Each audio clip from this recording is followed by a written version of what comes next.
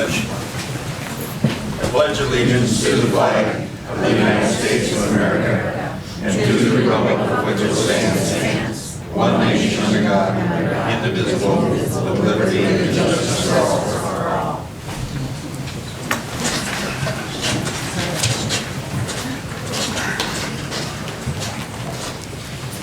Don, your mic. Roll call, please, Patty. Gary. Here. Deb. Here. Todd. Here. Ray. Here. Don. Here. Welcome guests, observers, friends, people with opinions on how life should be in Yankton, South Dakota. I'm glad you came to present your opinions.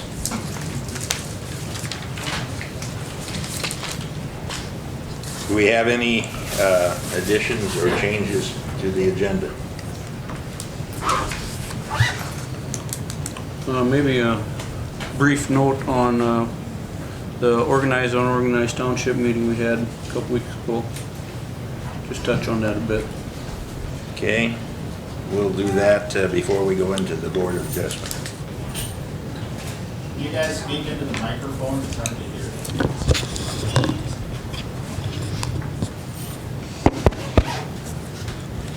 That's what my wife says too. Is that better?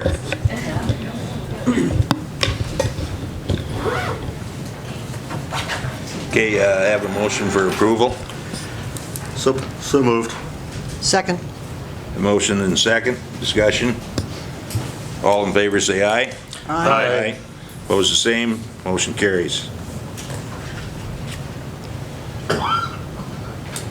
You have minutes the previous meeting. Are there any corrections to those minutes? Not, I'd entertain a motion to approve them. Move to accept June 20th minutes. Ray? Second, anybody? Second. Todd? Discussion? All in favor say aye. Aye. Aye. Opposed the same, motion carries. Claims.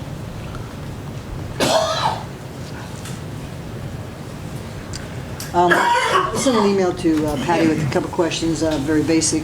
The one for the Kansas State Bank, that's the refresh. Refresh on. That's twice a year payment for 3 years. That's a software.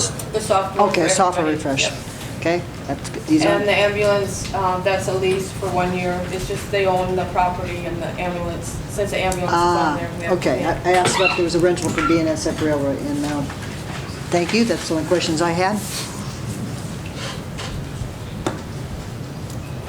Take a motion on that. I have a motion to approve the claims. So moved. Todd? Second? Second. Ray? Discussion? Can you turn it up, please? We can't hear on the phone. Thank you. Is it back there? It's in the back. I think Pat, you working on turning the volume up in the hallway? I'm trying. Okay.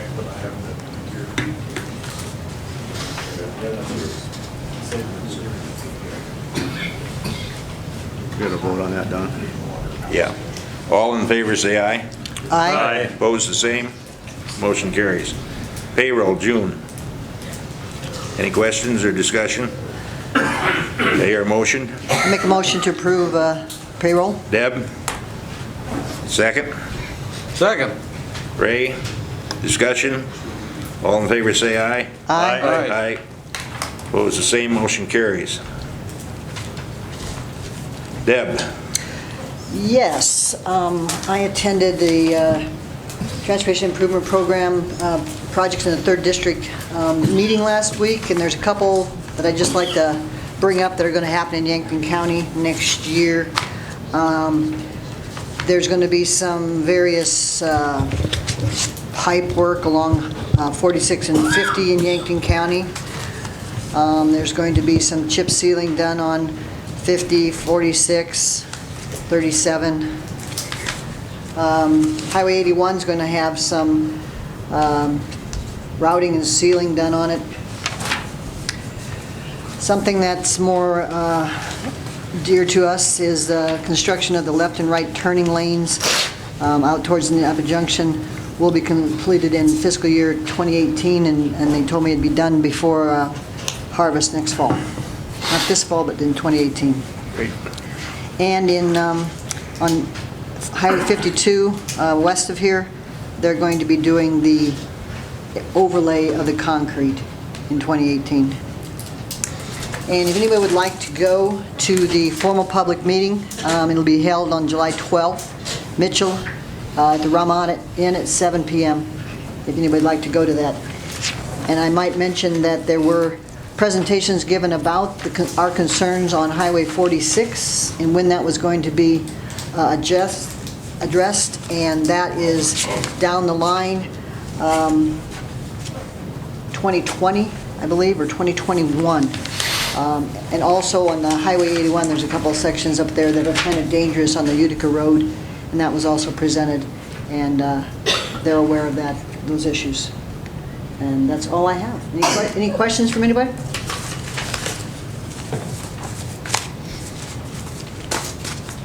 Good. The 12th 12th. and all that, what's going to be done there? They'll be talking, it's more of the public meeting, people could have come to this meeting, but this is a general public Okay. meeting where you can talk about the roads and know what's going on. And that's July 12th, 7 o'clock, Mitchell, Ramada Inn.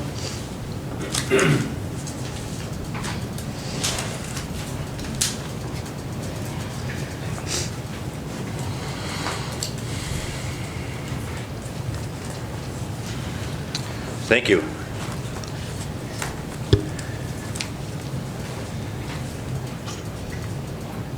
Patty Davies?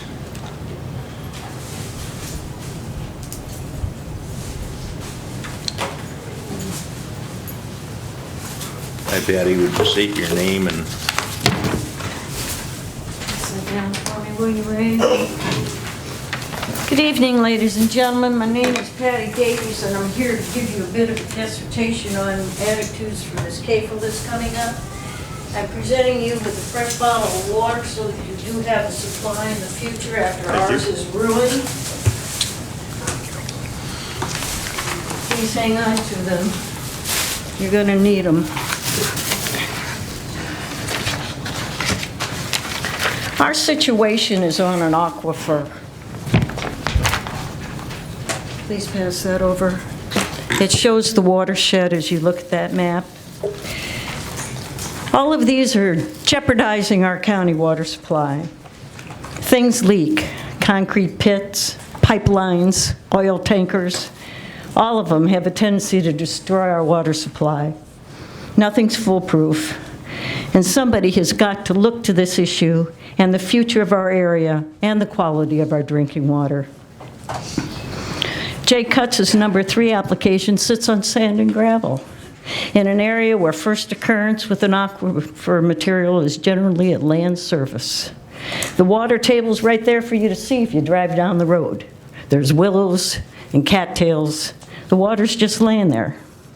Many of the people in the area are totally dependent on their wells for survival.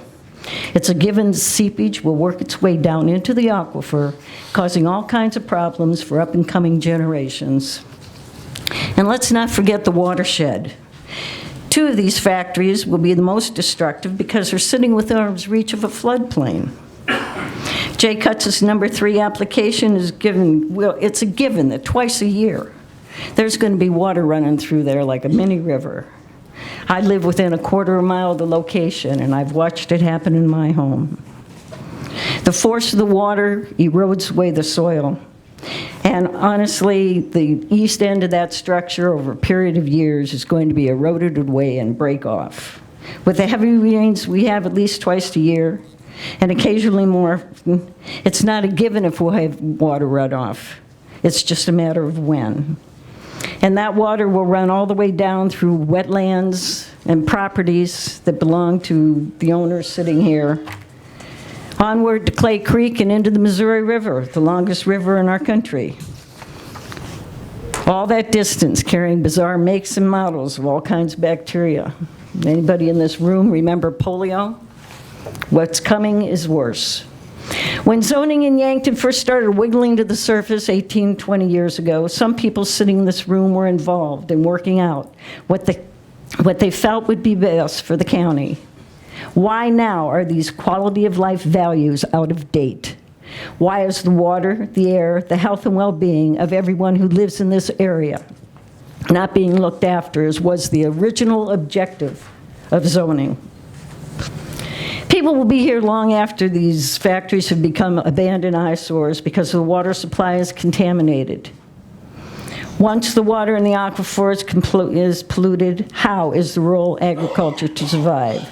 The human aspect may, with outside resources. But what of the rest of it? We must protect the water at all costs.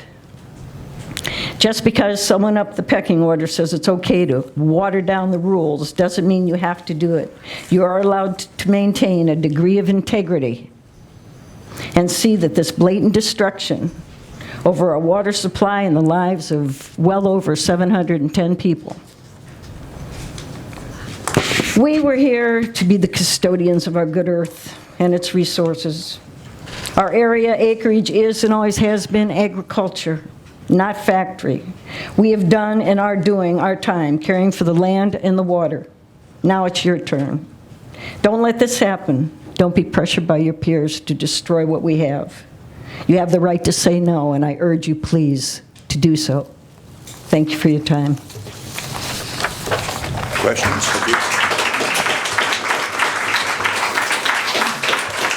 Patty, would you stay for questions, please? Any questions? Maybe there won't be any. I thank you for your presentation. Somebody had raised their hand back there. Did you have a question? I've decided the best thing to do is not say anything. Okay. I didn't want you to get left out. Appreciate that very much.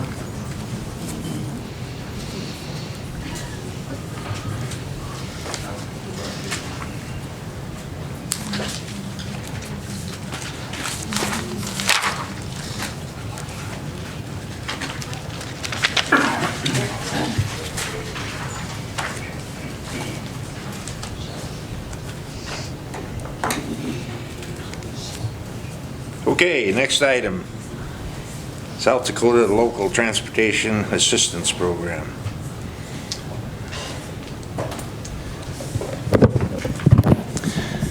Well, on behalf of the South Dakota Local Transportation Assistance Program in Brookings, I'm not here for discussion of what you folks are here for.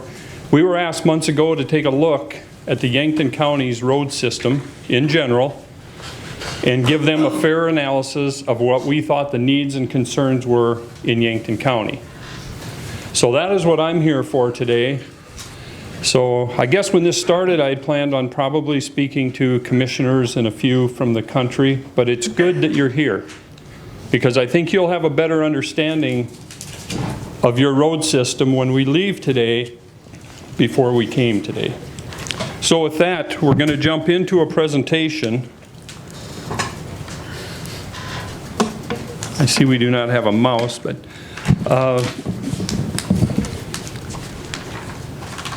we did back in 2015, I worked extensively with South Dakota legislatures on putting together Senate Bill 1 to raise increased funding for local roads, not just Yankton, but the entire state.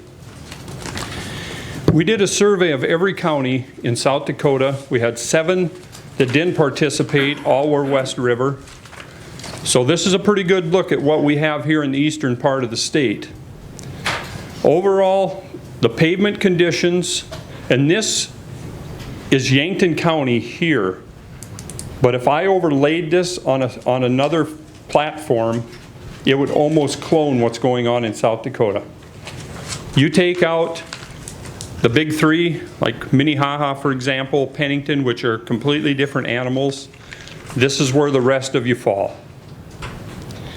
There's a look at the paved conditions. You have about 9% excellent, 21% good, 32% fair, 19% are in poor condition, and 20% are in failing condition. I don't know how many of you seen the news the other night when they had a session on there just about the economy and the local roads across the nation. They're just as bad everywhere. Bridges are failing every day. We're in a bad place.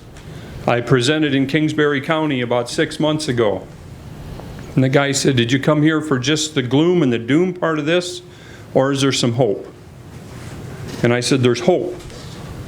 But it's going to take everybody that's associated with this to help. This is not a one-person project here. We next looked at the gravel roads. Gravel roads are slightly better. They're easier to maintain. They're way less costly to maintain than paved roads. So you have more in the good range, more in the fair range, but we still have some failing. Yankton County's road system, they maintain 495 miles of roadway. 247 of it are gravel, 248 of it are an asphalt surface. Total budget, $3.78 million, which equates to about $7,637 per mile that they have to spend on your roadways. Total in Yankton County with the organized townships, 816 total miles. It's a lot of miles to maintain. If you notice, there's about 500 miles of county road system. There's almost 315 miles of township system. It's no different between county and township than it is between state and county. The state owns about 20% of the roads in South Dakota, but they carry about 80% of the traffic. So you look at the county level, your county carries about 80% of the traffic. It's about a wash with what the state does compared to the counties. We looked at counties of similar size, some neighborly, some not neighborly, but we tried to find something that had the same amount of miles, same amount of pavements. We looked at Turner County. If you look up there, they have 313 miles. That's 187 miles less than what Yankton has. They have 63 miles of that are gravel, but they're within 2 miles of the same amount of asphalt surface as Yankton County. Their total budget, $4.5 million. But look in the parentheses. They have $14,377 per mile for maintenance and construction of their system. Look back to Yankton County. We have $7,637, half. So if you wonder why your system is aging and failing, funding, a major shortfall. We're going to get into that a little further in. We looked at Brookings County. 388, again, 248 miles of pavement, almost identical to Yankton.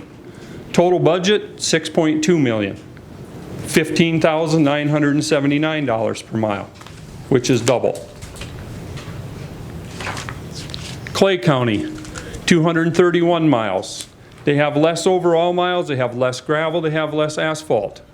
They have a $3.67 million budget, $15,887 per mile, double. So we just looked at funding by the roadway mile and I put it in a bar graph so everyone can see the disparity.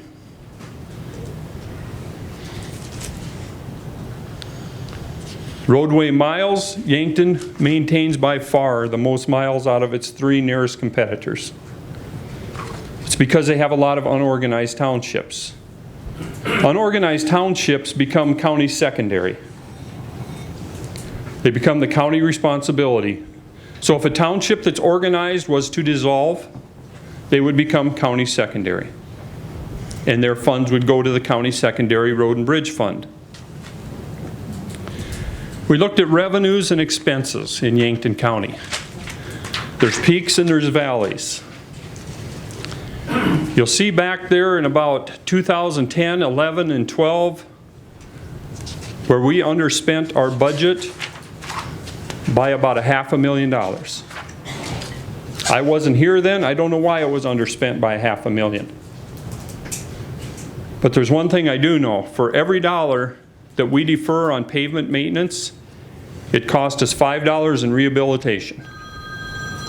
So in them years, when we were shortfalling maintenance by $500,000, that's costing us $2.5 million a year by not spending that money where it belongs. That was before Brian's time, before, I believe, all of this commission's time. I don't know the direction back then. I never looked at it then. But when we started deferring maintenance, that's when we start to fail. We talk about chip seals. Nobody likes them. We get the rocks on the road and they break our windows. It's the biggest maintenance item there is on pavement. That should be on a 5 to 6 year schedule. I looked at Yankton counties. The funding that's available, they're out on now some 9, 10, and 11 year cycles. So we're just going backwards terribly. We looked at transfers from the general fund to the road and bridge fund. I'm not sure where this balance came from.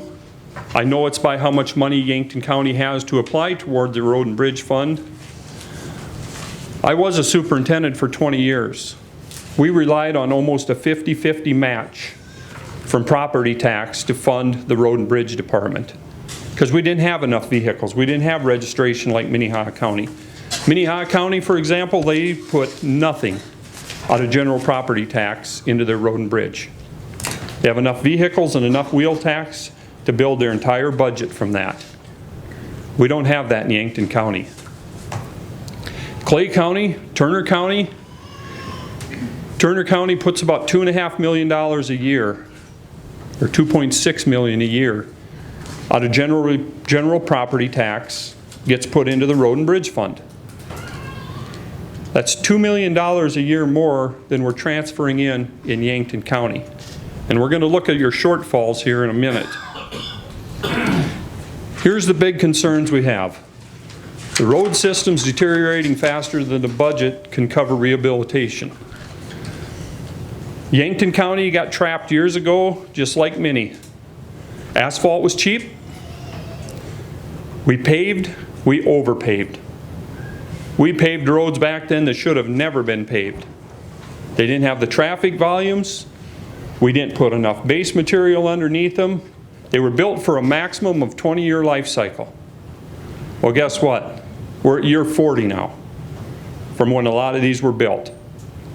They're at the end of their life cycle. So now what do we do with them? Do we rehabilitate all the pavements? We can't afford to.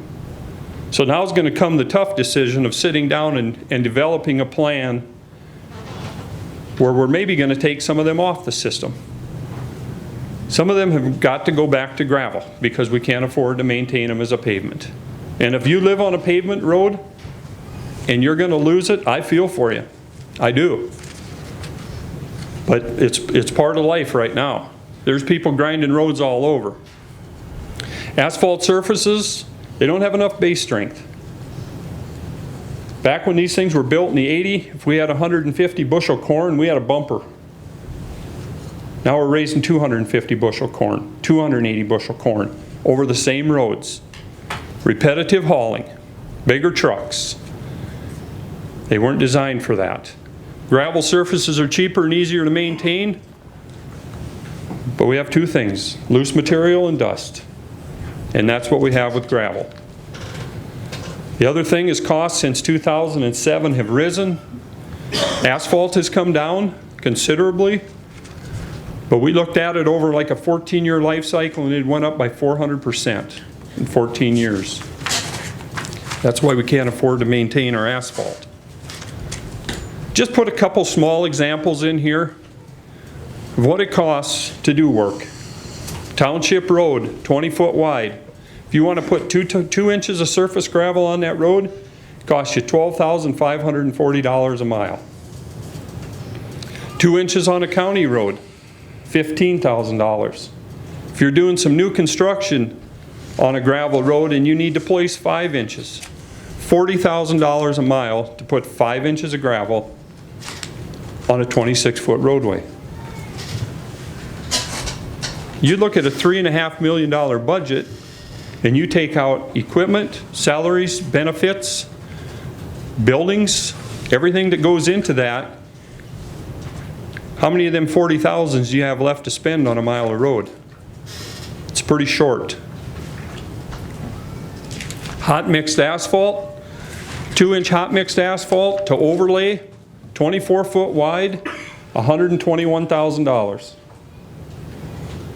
So when you've got a failing 8-mile project out there that's pavement now, that's failing, and you've only got 4 or 5 inches of base material under it anyway, does it make sense to go out there and spend $160,000 to have it fail in 5 years? You either need to add base to it, build it up, make it strong, consider an alternative top. I know there's one right now. I've looked at it. I was here last fall. It was a grinding project up north. I think we sat down with some landowners. We had a good meeting, and I think they understood the situation and what they're going to receive, and I think they'll live with that. I hope they will. Blotter surface construction, that's when we go out and we turn a gravel or an oil road into gravel and we put a hard surface back on it. It might not be a 2-inch overlay. It might be a surface treatment that reduces dust, gives you a hard surface, but it's not the same as having a mat. But you look at that on a 24-foot road, which would be a nice county road for hard surface, we're at $70,000 a mile to convert that back to hard surface. Brown County, for example, I was up there and spoke at their meeting. The slogan they came up with is sometimes you have to upgrade to gravel. When the pavement gets so bad you can't drive on it, sometimes a gravel surface is better. We looked at the county secondary system. That would be the ones that are unorganized, unorganized townships, and maybe some of you live in them unorganized townships. The cost to maintain those unorganized townships far exceed the revenue being generated by the secondary road tax. Does everyone follow me with that?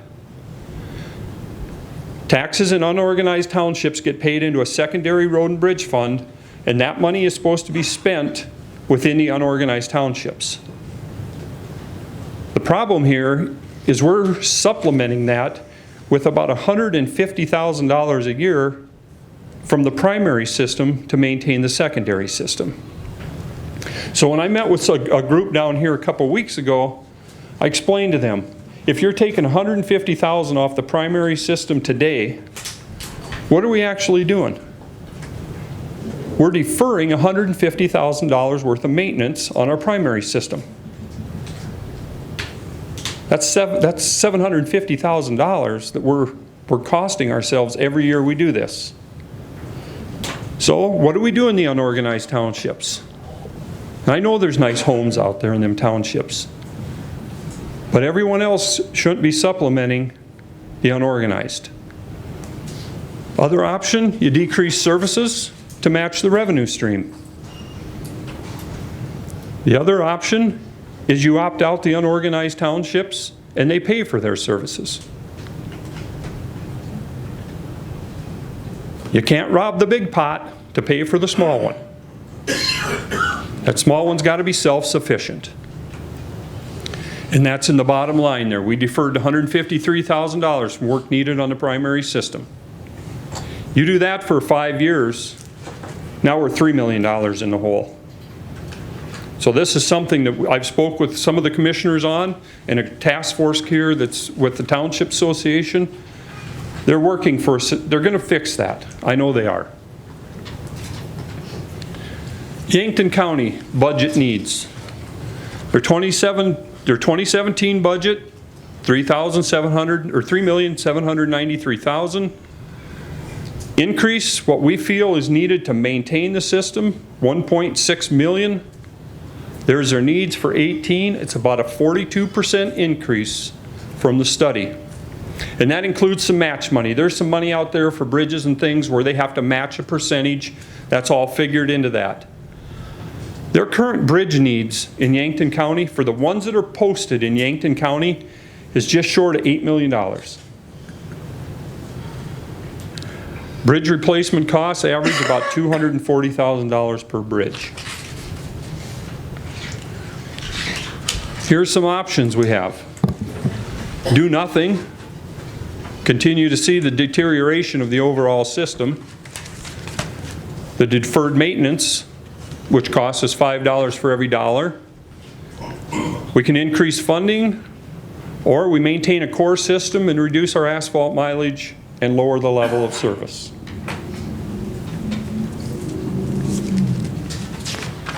This is a guidance from the Federal Highway documents. Today's loadings require that you have a minimum of about an 8.5 to 11.5 inch supporting base under your pavements. The one they ground up here, I looked at the core numbers on that, we're somewhere between 4.5 and 6.5. We're about half the strength we need to be. Is that 301? Yes, 301. Then we put truck traffic in the mix. And I know when I go out and I talk about taking somebody's pavement away, the first thing I always hear is, oh, you can't believe the truck traffic on there. I said, that's good for me to know. Because that means if we got 15 trucks a day and you have a low strength subgrade, now we need to add 12 inches of base underneath a 5-inch mat. You're looking at about $300,000 a mile. So if we have 1.2 set aside to do our pavement maintenance, now we can reconstruct 4 miles in a year. We can't do that. We got to figure out a better system. Comparisons of a 2-inch overlay in 2004 at $38,000 to 2017 at about $100,000. 62% increase. Since 2004, the Yankton County budget has not increased 62%. Today's price for a 3-inch overlay is $145,000 a mile. So just going out and overlaying is not the answer to fixing your road problems. Here's what we have, folks. We're getting bigger and bigger. When you see, we're agricultural. I heard that just a few minutes ago. We got big tractors, 2 and 3, triples. A lot of tractors got triples on them. So when we're going down a 22-foot thin pavement and we need to pull off to the side to meet a vehicle, what happens to them outside 2 tires? They hang off the roadway. You can see daylight under them. So now we put that entire loading on one set of ribs on a tractor tire. That's about the second most destructive thing out there compared to a scraper. Here's how bad it gets when your roadways, when your pavements fail. That was a paved road in 2010. It was not a very good paved road. And when it rained and rained and rained, it went right through the pavement, saturated the subgrade. They had school buses stuck in there, they had semi-trucks in there. At that point, you're better off to have a good gravel road than to go through this. Recovery takes time. Is going back to gravel right for everything? No, absolutely not. We asked a whole bunch of counties. We looked at 3 different life cycles over 20 years. And that graph I know is going to be hard for you to read. I'll give you the simple number on there.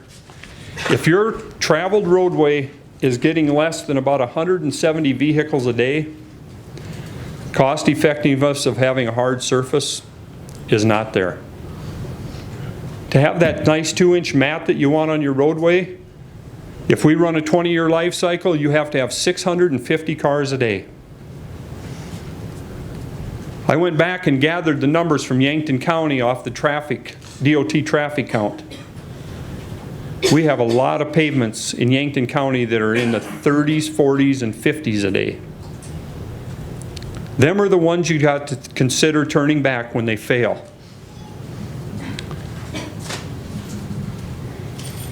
"20-year life cycle costs. Over 20 years, gravel costs you about $103,000 a mile. A blotter surface, which is a hard base with just a thin mat on, or thin oversprayed of oil and rock, about $350. And if you want to go to hot mixed asphalt, that costs you about $575,000 over 20 years. So if you take those numbers and you do the math backwards, you'll see what it takes to maintain a system this size. Is that a good candidate to turn back to gravel? It's not worth an overlay, is it? It's failed. The problem with this one, gets about 2,500 cars a day. So with something like that, you're going to have to recycle that, figure out how to pay for it, and you're going to have to make it a hard surface. You couldn't maintain that as a gravel road. Impossible. Is this one a good one to turn back? And I know there's a lot of these in this area. I've driven them. Under 100 vehicles per day. Part of what we tell people all the time, don't always fall into that trap of the worst first. If you spend your money on the worst stuff first, your good stuff fails. Spend your money where it will do you the most good. And that's hard to read. And we could not get that out of the format that it was in, but it shows what pavement costs per mile. The one on the left is in poor condition or in excellent condition. That only costs you about $800 a mile to maintain. Stuff that's in excellent. You get over to the stuff that's in fair condition, you're looking at almost $2,500 a mile. You got patching, seal coating, everything that goes along with that figured in. Then you get to the poor one and people will say, well, why is a poor one less than a fair one to maintain? Because that's when you give up. That's when you start patching with gravel. Start throwing a little patch mix in here and there. I looked at Yankton County's expenditures last year for patching. $600,000 for patching. And I would bet if we went back and looked at that, it was to try to save some roads that probably shouldn't have been saved. The revenue stream, here's where you pay your property taxes, folks. It might be easier to see in this chart. 16% of your county taxes go to the highway department. So I want you to remember, if you're paying $500 worth of taxes, say $1,000 worth of taxes on a home, and you call the highway department and say, hey, you need to come out and fix this and do this because I paid $1,000 worth of property tax. 160 of that went to the highway department. You don't fix much for $160. But that is a general breakdown. We looked at it across the state.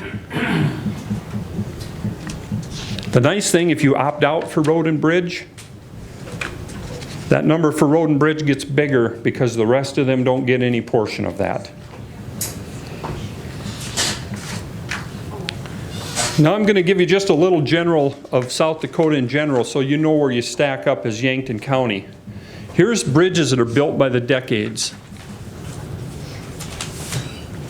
A bridge had about a 50 to 70 year life cycle back then, and look when all the bridges were built. 50s, 60s, and 70s. So not only is our pavements failing, guess what else is coming due at the same time? All of our structures. How many of you drive on a road that has a posted bridge on it? Probably half of you. If you're in the agricultural business, it would be nice not to have a posted bridge there that you had to go around every time. Your structure is owned by counties and cities in South Dakota. There's 3,176 bridges, 809 culvert structures, for a total of nearly 4,000. 1,191 of those are either obsolete or deficient. By functionally obsolete, they're either too narrow for today's equipment. Some of them may have been an old pony truss that have height restrictions. That's functionally obsolete. And the other part, deficient, is one that can't carry a legal load. Right now, there's 73 bridges that are closed in South Dakota on county and township roads, in hopes that someday they'll get to take them off that system. Here's an overall look at South Dakota.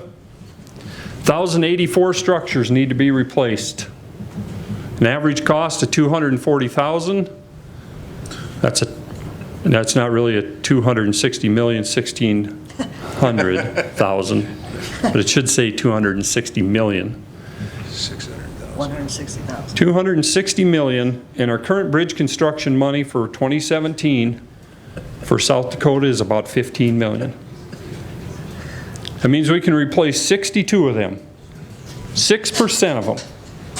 And guess what's going to happen next year? We're going to have another 6% become deficient.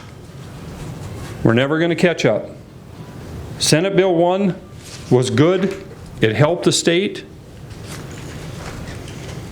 We asked for 300 million. We got 16. But that 16 we didn't have. So we were thankful that we got that. Industry needs roads and bridges. I'm not sure where the house was built, but unless they used something pretty light for wood, I'm sure they exceeded that 3 ton that bridge was posted.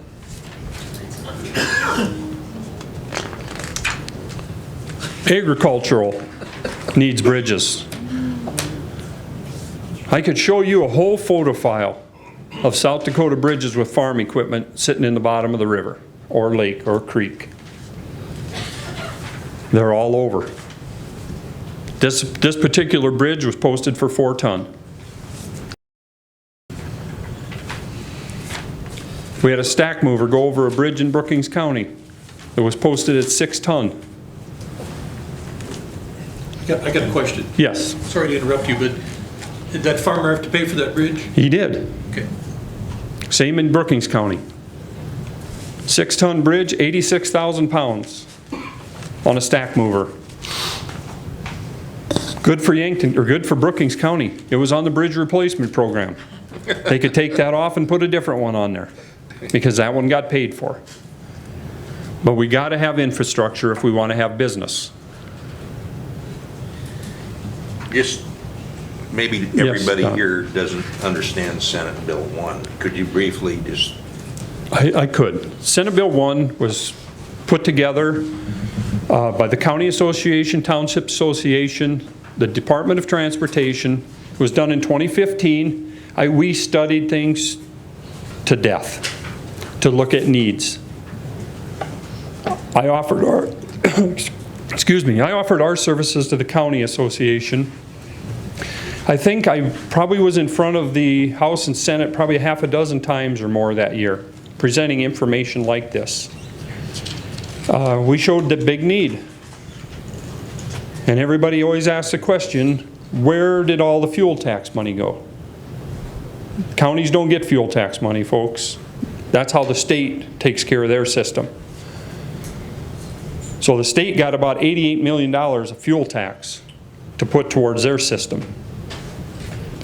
We were a little short of that at 16 million.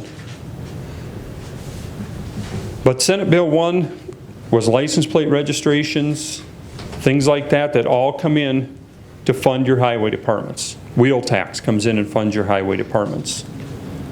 That wheel tax gets dispersed out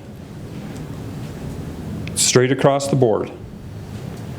It's how many road miles you have. So Yankton County does pretty good in that because they have a lot of road miles. But they also have a lot more expense by having a lot of road miles. There are no easy solutions to this. And you're not the first group I've ever presented this to, although I would say you're the largest group. Usually we get 15 or 20 concerned people that come into the commission meeting and say, hey, we want to know what's going on with the roads. But when they asked us to come and do this, they were going to put us on the agenda a little later. And then I asked kindly if we could maybe be earlier, because I didn't know how long the next session would last. But One final thought to consider. The information today that we're giving you is to simply maintain what you have. Don't think what I presented today and all of a sudden we're going to have interstate highways and everything else. That's not what this was about. This was to maintain the current system. If you're going to upgrade, that's above and beyond. Yes, sir. So with what you're presenting, would you say that if we were to put more semi-loads onto the gravel roads and main roads we have around here now, it's just going to tear them up even more? It depends how much gravel you have on them, how much drainage you have. One thing about gravel, you can usually repair that.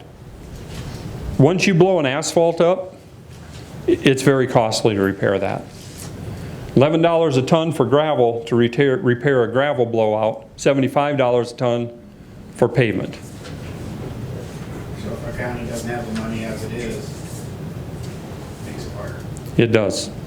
It does. And your maintenance level is going to continue to be at the level it is now. And a lot of complete reconstruction isn't in the forecast here, folks. So, just to be clear, increased semi-traffic on a paved, what is that, chip seal paved road that's already damaged, that's just gonna ruin it even further, means we don't have the money to take care of it already. Correct. That is correct. Okay. And, yes. I know you talked mainly about farm equipment, but how much does a semi-trailer nowadays weigh with a quad axle and pulling a puck behind? A lot more than a single axle semi. But That's what our roads were made for. Right. But I'll address something really quickly there, because I'm going to run out of time. A lot of people say, well, the damn farmers. They got them 7-axle truck and trailers. They're hauling 96,000 pounds and they're killing our roads. An 18-wheel semi, legally loaded at 80,000 pounds, does 1.5 times the amount of damage as a 7-axle semi legally loaded. The more axles, what kills pavement is deflection. Pavements deflect when you drive over them. So when you put a series of axles together, like 4 axles really close together, that pavement deflects 1 time. Except when it's turning. Except when it's turning. Scrub radius is different than damage down the road. It is. Yes, sir. What, I saw some figures in the paper that they were saying at Napa Junction, if this thing goes in up there, they would be looking at 400 or 500 semis a day. What kind of road do you need for that? I would guess they'll probably have 15 inches, 18 inches of base, and they'll probably have doweled concrete, I would guess. I didn't see that. How much does that cost? The loan for that was, or the total amount was $6 million. That's what the loan was? That was what the total amount. We didn't pay for that. We didn't pay for that. Yeah, they didn't. The county's not paying for that road. But yeah, if you could afford dowel concrete, you really take away some maintenance costs. 9 inches of concrete on the gravel base. And certainly some of those would end up on the county highways after they leave that spot. Right, but the same weight limit is enforceable anywhere.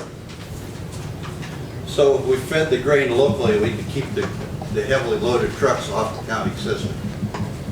Still on the road. Keep them off the road. You mean instead of taking it to the elevator? Up to Sioux City or to Hudson or Chancellor or to... Well, hopefully what a good farmer or a good custodian of the road system would do, if you've got load after load after load, put them on the state system. But you got to get to the state system. You do. So if we could feed the grain locally, we'd be staying off the county system and the state system. You would. Well, you'd still be on the county and township system because you can't farm all your grain at your home place. Somehow you got to get it back there. What we're getting a lot of right now, anyway, I come from the middle part of the state where we farm twice a year on the road system. And what I mean by that is we harvest it in the fall, we haul it all home and put it in storage, And then the next spring when the load limits come out, we haul it all back out. In the old days, you used to take it out of the field and you hauled it to the elevator. So we're almost double loading our harvest anymore from where we were. But that's what the farmers have to do to make money. I totally agree with having to do that. Yes? That $6 million road, we didn't have to pay for it, but we have to maintain it now that it's in. Yes. But you're looking at doweled concrete, which doesn't need chip sealing, crack sealing, all them things that go with it. Probably your maintenance for quite a bit of that life cycle will maybe be some striping, things like that that are part of a state program that you're going to get a big reimbursement for. So you won't have a lot of indirect cost to maintain that concrete. Greg, what's the life cycle On that, of the road out in Napa Junction? What's that life cycle? I would say with that, I would say probably 30 years is what it's designed for. Maybe 40. How thick is it from it? 9-inch. Didn't you suggest 15-inch before? 15 inches of base underneath that material. And that's where pavements get so difficult. Asphalt, until you get to 5 inches thick on an asphalt road, that asphalt really has no strength. That is a ride quality. So what do we have for a base underneath the 9 inches? 15 inches. I believe it's 15 inches. Well, I know that's what it's. I can't tell you, but I can get that number for you if you want it. Yeah, I'm not directly with that project, but I know the 9 inches is accurate because I was out watching them measure it. Mr. Vavra, yes. you were talking about the vitality of townships, how important they are. I serve on a township board. We're supposed to do annual inspections of these bridges. That is correct. I'm just a dirt farmer. How am I supposed to know when that costs money to have people come in and inspect bridges, and townships budgets don't come near what a county budget is. How do we go about finding monies or what have you for bridge inspections? Because it's obvious we need them. Yeah, there is no bridge inspection money available at the township level because really townships do not have bridges. The things that look like bridges on the township system are defined as a culvert. Even if they're railings, the whole works, if they're less than 20 feet long, they're considered a culvert by statute. So you're responsible for anything over 20 feet in length, the highway department takes care of. They get inspected every 2 years. But in the township codified law, it states that the Township Board of Supervisors shall cause to be inspected their culvert system annually. That doesn't happen. If you're going to inspect one of those 20-foot structures and less that looks like a bridge, you have to have an engineer inspect that. There's not a township supervisor that can go out there and say, yeah, I think it's good. What do you think, Ray? That doesn't work. But it does. It costs money. By the time they look at hydraulics, fracture critical areas in that bridge, railing systems, everything that goes into a bridge, it costs you money to inspect them. But if I was on a township board and I had some of them that looked like bridges but weren't, I would get somebody to look at them because if they need posted, I would get them posted before I had the liability of that sitting on my township desk. That's going to cost you way more than it costs for the inspection. Because I can't believe a lot of the townships have more than maybe 3 or 4 of them at tops. We got a couple of them. Yeah. I'd entertain 1 or 2 more questions and then we need to move on to the next. Great. Yes. How many counties now are considering contracting out more services? Counties contracting out more services. Instead of having your own staff do the work, they cut the staff, and now they're starting to pursue contracting. Some do. Are you seeing more of it? I'm seeing more of that in the really less populated counties. Like when you get out west, say midpoint west, There's some counties out there, I'll give you one particular I've been dealing with, have 678 miles of gravel road. 3 employees. And they have a mess on their hands. 678 miles of gravel and they have a $1.26 million budget.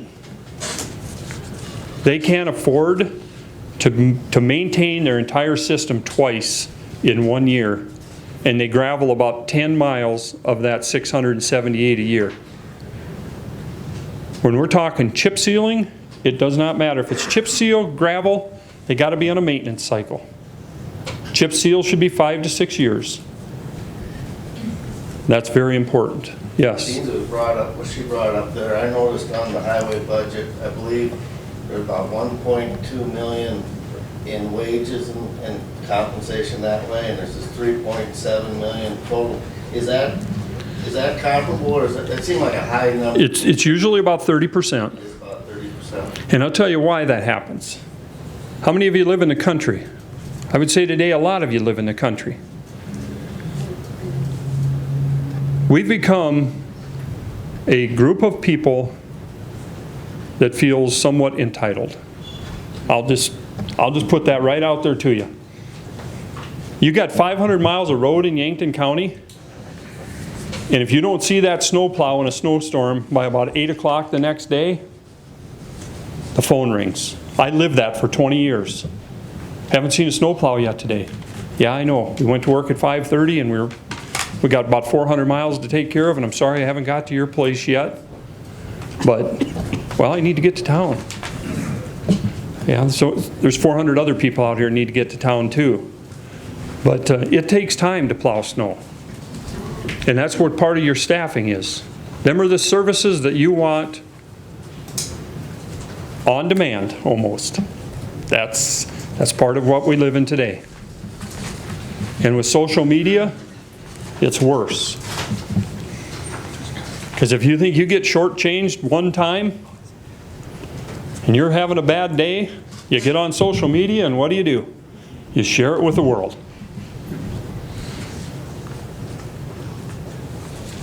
Think about that next time. Think about when you got 500 miles to take care of, that you can't be at all 500 miles at one time. Yes, sir. We're talking about gravel roads and dust and all that stuff. Yes. There is a treatment that you can put on the roads. There is. To suppress that. What kind of cost is that? It's about $6,500 a mile. But it requires some things. Preparation time. It requires some good surface gravel to start with. And yeah, you do. You reduce a lot of your maintenance costs with that. But $6,500 a mile over a 5-year life cycle, you're looking at $32,500 to control that dust for 5 years. Can I ask, how many miles does Yankton County dust suppression, how many do you think we do? 12 miles. The last meeting it said 15.5 in the notes. Well, that was. It could be because of a detour route. I mean, That was because of Napa Junction. A lot of times you will, if you're doing a big construction project, you will treat some areas that are outside your normal. On the road that goes to my house, so that all of you know, if you don't, probably you all do, there is 1 mile that's got that treatment on it. I almost travel the other way out all the time because I don't like it.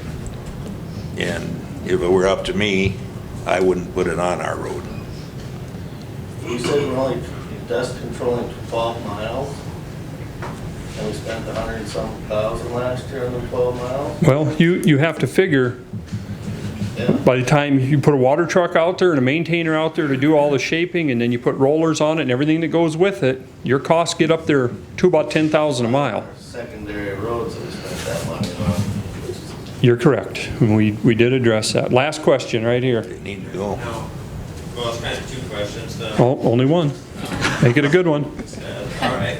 So, assuming that the material that you put on the road is calcium chloride, is that correct? Or magnesium. Okay, or magnesium. What kind of effect do those chemicals have on your vehicles? If done right, they're pretty non-corrosive. We like to see it get incorporated into the material so it doesn't get on your vehicle, but the new chlorides that come out have a corrosion additive put right in it to reduce that corrosion to your vehicle. I can tell you it's a mess every time it sprinkles. It is. If you got gravel that's got high plasticity and it gets wet, it's going to get on your vehicle. With that, I will close as the local transportation program. If you have any questions for us, Andrew Peterson is with me. He's our field manager from Brookings. I didn't even introduce myself. I'm Greg Vaver. I manage the transportation program at Brookings. I'd like to thank you for having me down. It was fun to work with you guys in this project to bring some light to this. If you have any questions for us, feel free to catch up to us. We're going to stick around for a little bit. We'll give up our front row to someone else, but we will definitely stick around for a few minutes to take some questions. This is a free service to Yankton County. All of our program is free to the counties, cities, and townships. So if you see in the paper we're here for a meeting at night or whatever, don't feel like the county is spending your money unwisely, because we are paid through the local road and bridge fund. So in a way, all of you are already paying us to come here. So with that, thank you, and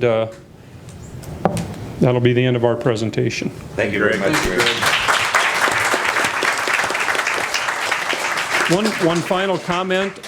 I believe Carla is going to post this presentation on their website at the Highway Department.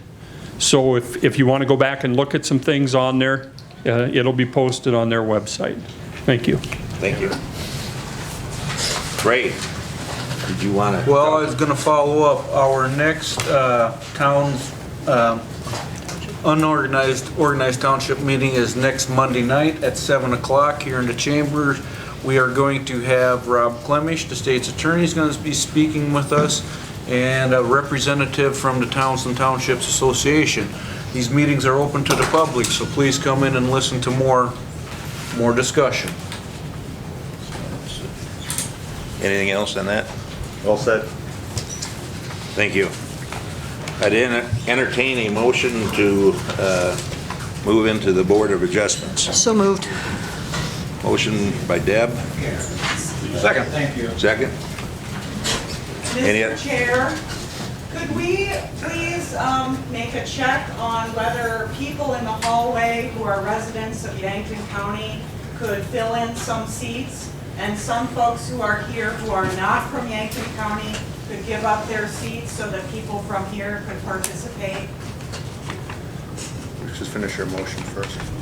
We'll finish the motion, then I'll hand it on. Great. Thank you. Discussion. Hearing none. Can everybody hear back there? I know, I got a hearing aid, so I have a problem hearing up here sometimes. Do I have a motion to move into the Board? We have a Okay. motion on. Second. All in favor, say aye. Aye. Opposed, same. Motion carries. We're in the Board of Adjustment.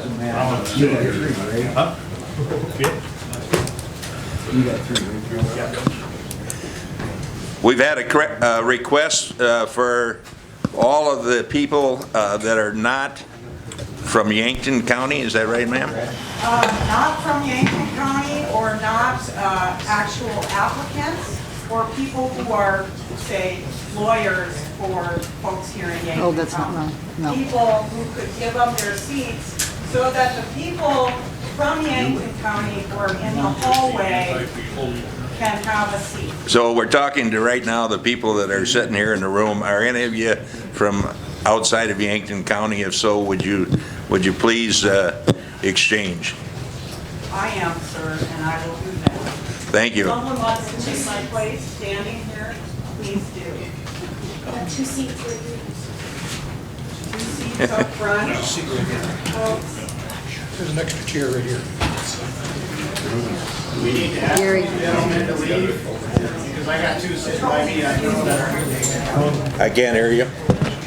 We need to ask the gentlemen that are not from Yankton County to please leave. That's your business. So this is a public meeting for Yankton County. It's public. But we're not gonna ask other people to allow It's, We did. But it's not gonna be enforced. There's still a chair left up here. I don't have the, if they don't have the integrity to get up and leave, they don't have it. It was a request. that chair needs to move. No, you gotta Nobody be on- says they have gotta be on the to. other side of the board, of the table for sure. No, it needs,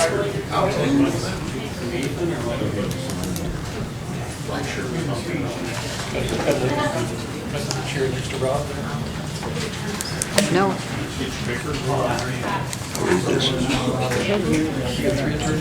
Okay, I'll read this as the process that will follow in these hearings. Number one, any individual who is interested in presenting regarding the application must sign a testimony sheet prior to the hearing for each specific application.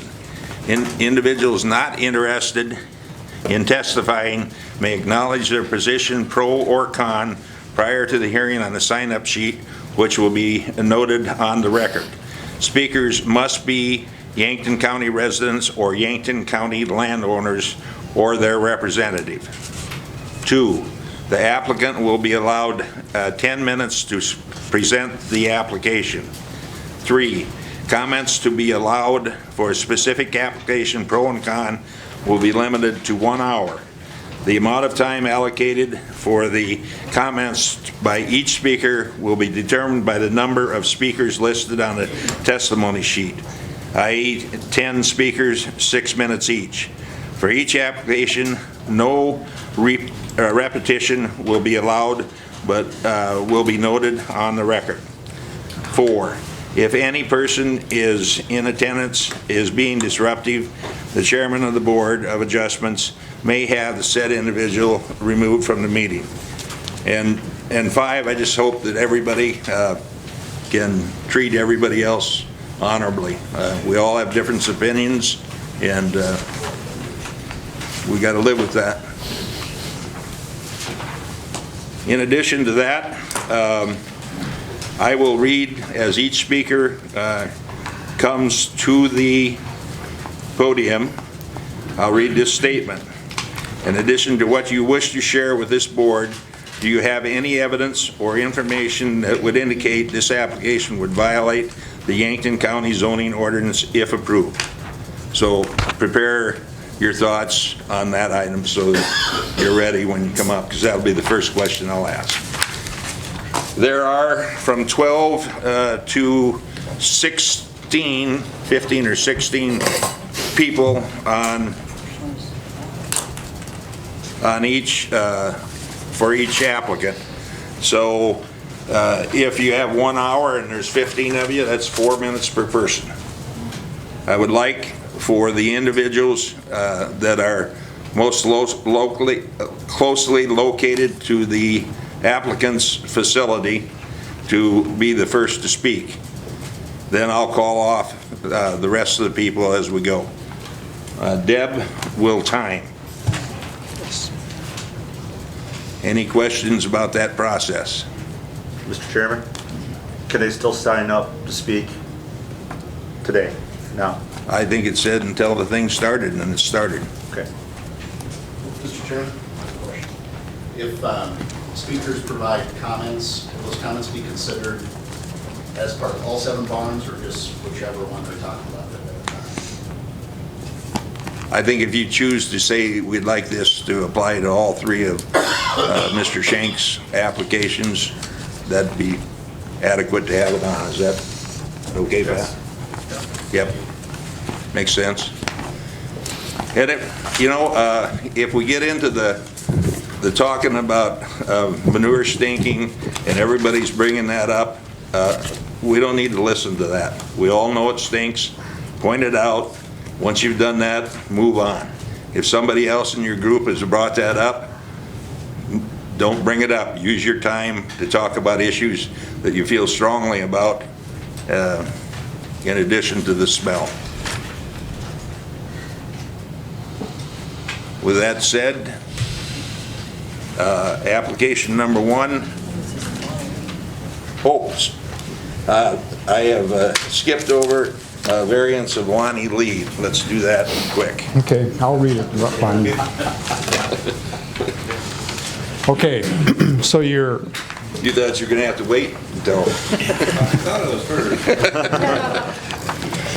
Okay, so before you is the action or the Lonnie Lee's application in which the applicant has applied for a variance of minimum lot or minimum yard requirement.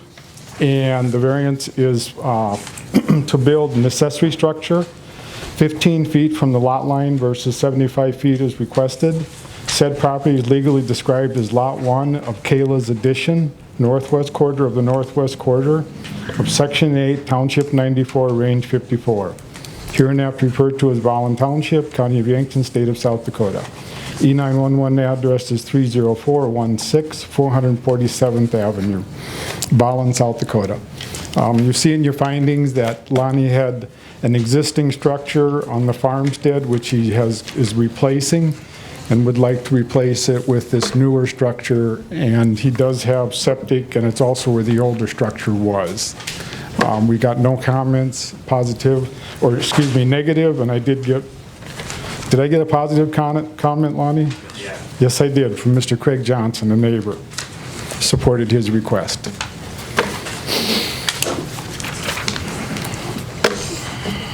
Any questions for me? Does the committee have any questions? Okay. Hearing none, is there anybody in the audience that wants to speak for this? Is there anybody in the audience that wants to speak against this request? Hearing none, I'd entertain a motion. I move to accept the Lee variance. Second? We have a motion and a second to accept the variance as requested. Is there any further discussion? If not, all in favor say aye. Aye. Aye. Opposed, the same. Motion Aye. Carries. You are against it? I was against it, yeah. Okay. 1 against, 4 in favor. Motion carries.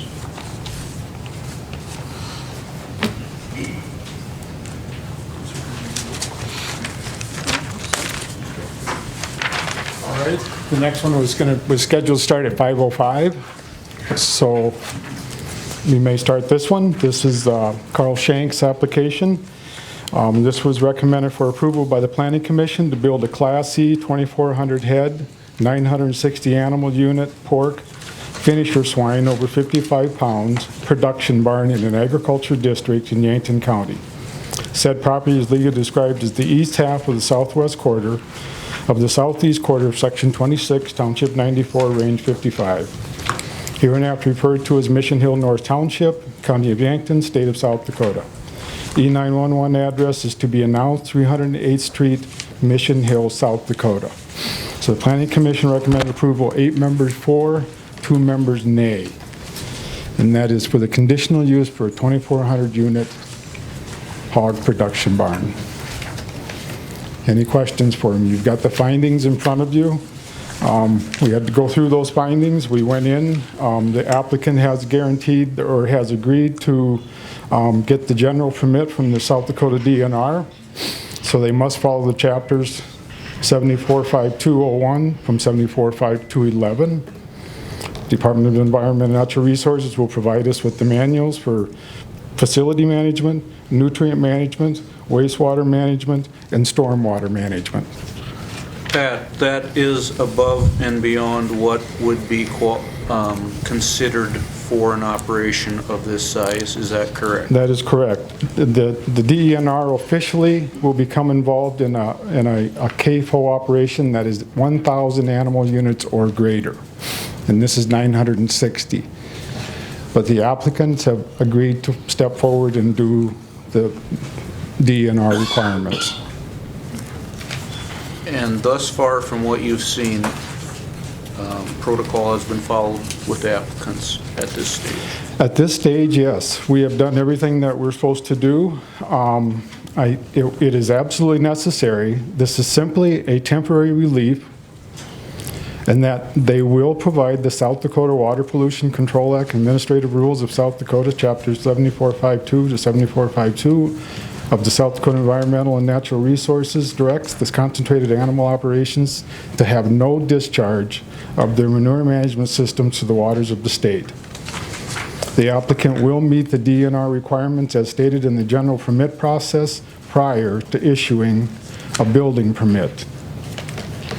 And I do request that we do let planning and zoning do its review of that also, and then the Board of Adjustment review that plan too, so that we have complete transparency before we issue that building permit. So Pat, They will provide,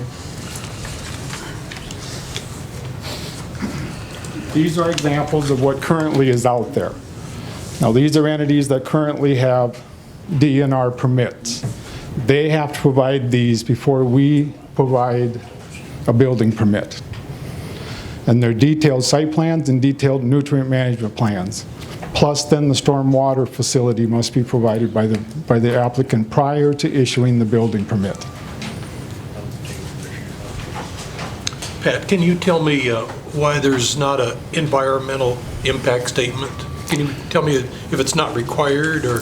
The environmental impact statement is monitored by the Department of Environmental and Natural Resources, in which the EPA, or Environmental Protection Agency, is the federal agency that is implementing the federal rules, in which they are implemented and financed and put in place and regulated by the state.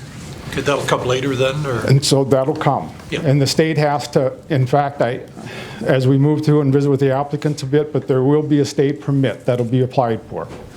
And then from that state permit, one of the very first steps we have to do is the soil borings. And who fills out that environmental impact statement? The applicant will show us the site, and then after that, we start doing the test, like for instance, the soil borings. So that has to be a third party that does that. And I'll get backed up with our engineer here real soon, but so they test those soils. What are they testing for? Shallow aquifers, making sure the structural soils are there, making sure we have a proper site to put this barn. If we find out we don't have a proper site right away, then we're done right now. Sure. So why don't we do that prior?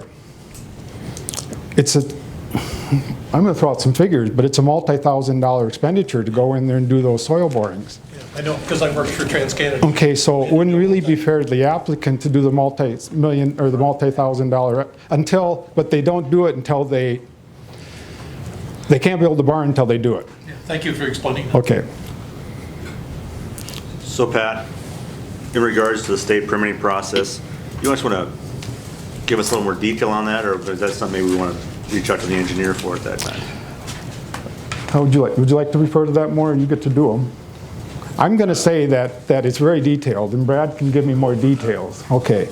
But from my standpoint, the state permit process is starting right away with contacting DNR up at Pier.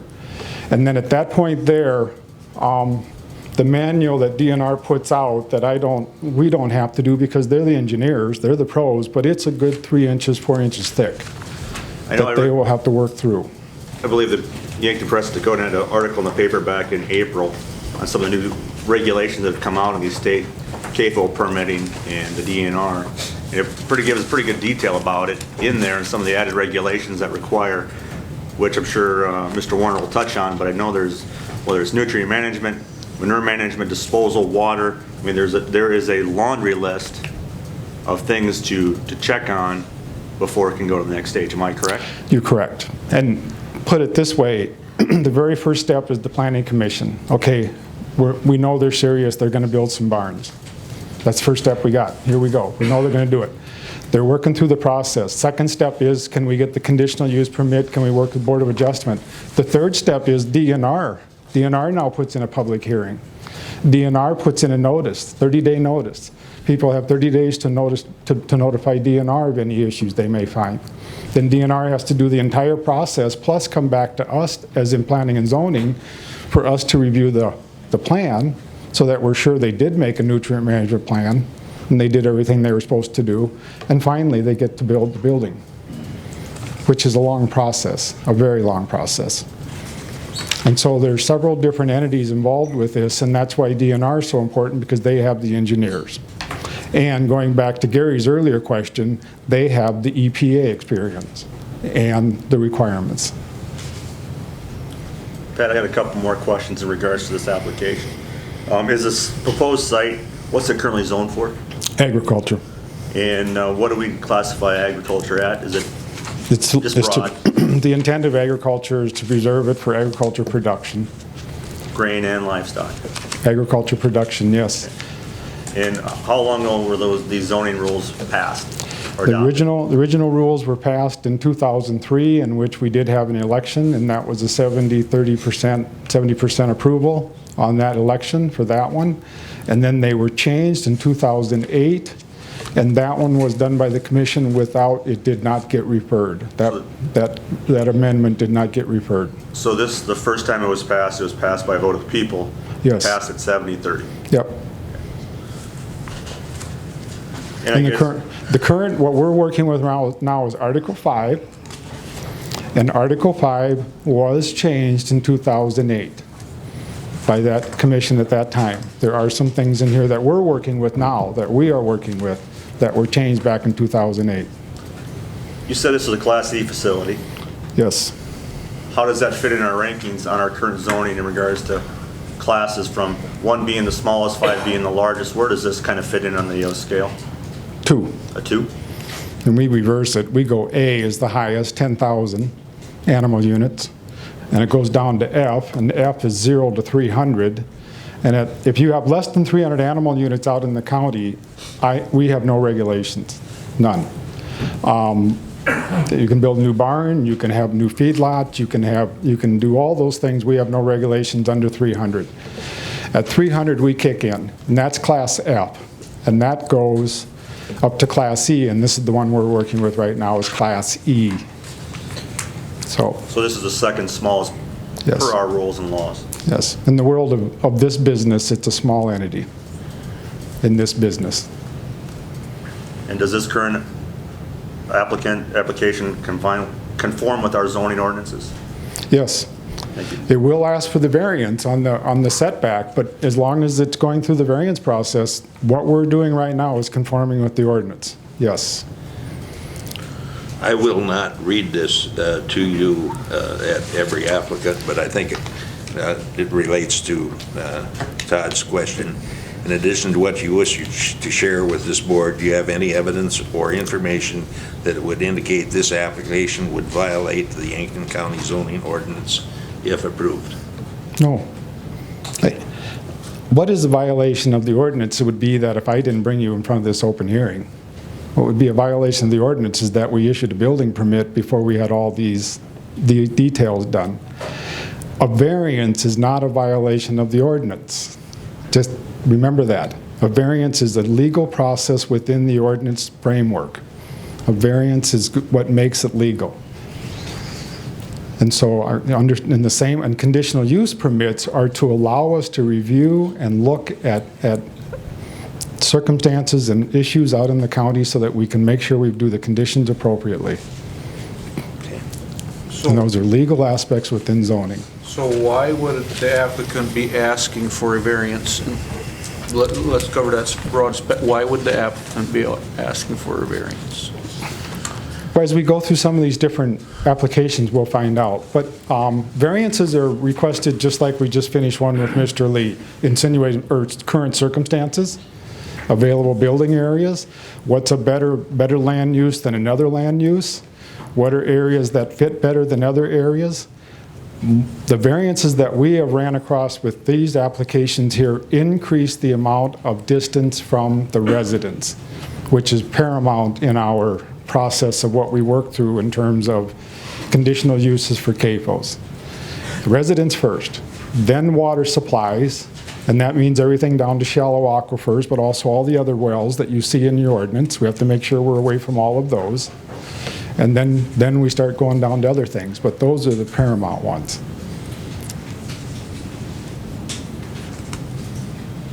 Any other questions of Pat?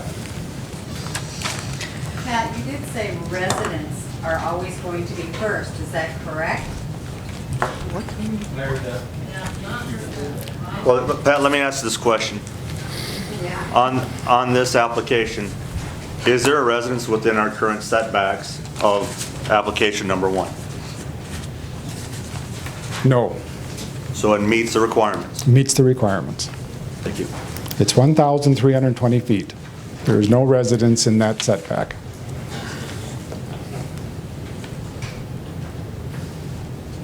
Thanks, Pat.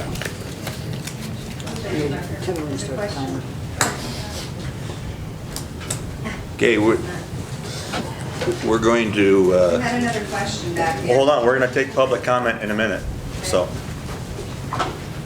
we're going to move into the,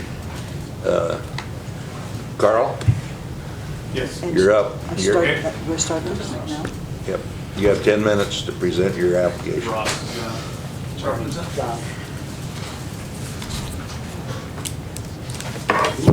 Before I begin, I just want to give you guys a little background on the process you're going through. This is a type of process that the law refers to as a quasi-judicial proceeding. That means you're sitting in judgment over a request by a private individual that does not affect the county as a whole, as you might see when you are adopting a new ordinance, for instance, or even adopting your budget. In this particular case, they are these requests for variance and conditional uses are because they're special and they affect an individual's rights. There are certain due process constitutional requirements that you guys need to be aware of. And primarily, the Constitution requires that you guys act as an unbiased decision-making body, and that doesn't necessarily mean you don't have and you can't have your own opinions on it, but you need to be able to hear the evidence presented today with an open mind and make a decision based on the information that is presented at this hearing. So, with that being the legal framework, in order to protect the decision that you guys make today, I guess I would ask you all, and I will poll you here, can you affirm for me that you can be an unbiased, neutral decision maker for purposes of listening to the evidence and making a decision just based on what you hear today? Commissioner Swenson, would you agree to do that? This has been a real struggle. You know, I'm the only county commissioner that was born and raised in Yankton County. All the rest have come from other counties and other states. My grandfather came here in 1897, came to Viborg, then moved to Yankton County.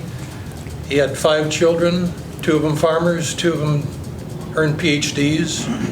I've heard stories of floods, fires, tornadoes. I believe that I'm probably one of the persons in this commission that understands the county just maybe just a tad better. As far as being impartial, one of your applicants, Mr. Johnson, and I have been friends since high school. Mr. Shank, his sister ran around with my sister.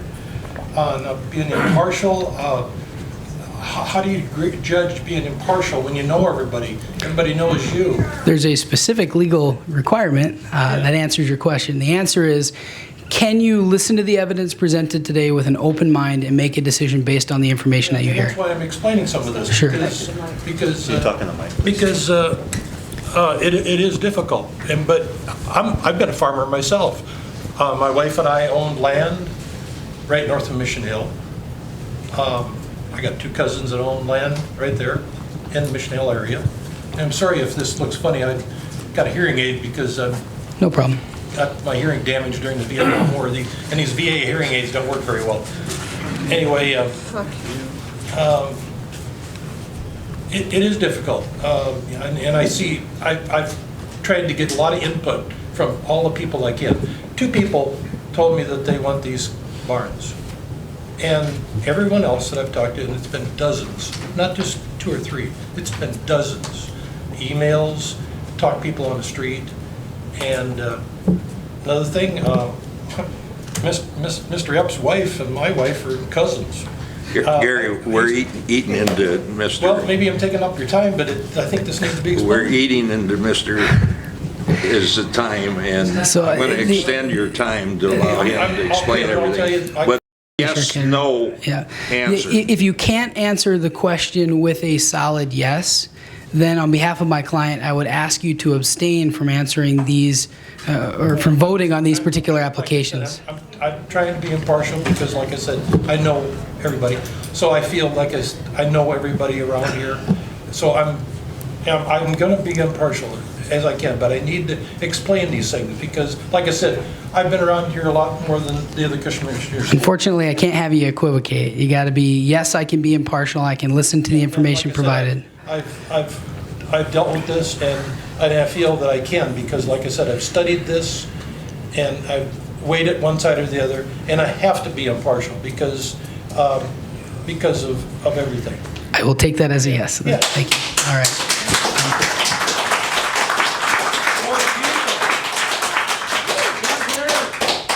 Commissioner Woods, can you be impartial? Yes. Thank you. Commissioner Kettering?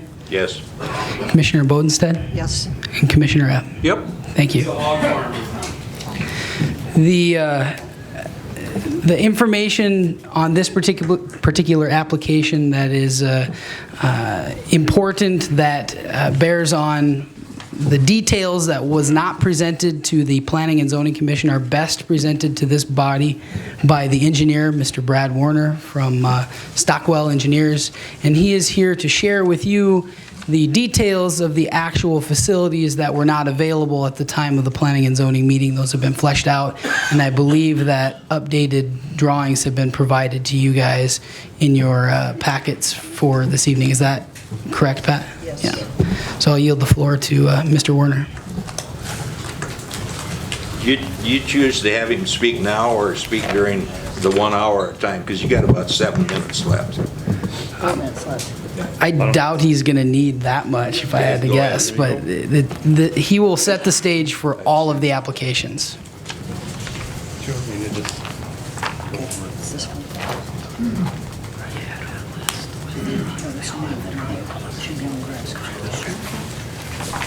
Good evening. My name is Brad Warner with Stockwell Engineers in Yankton.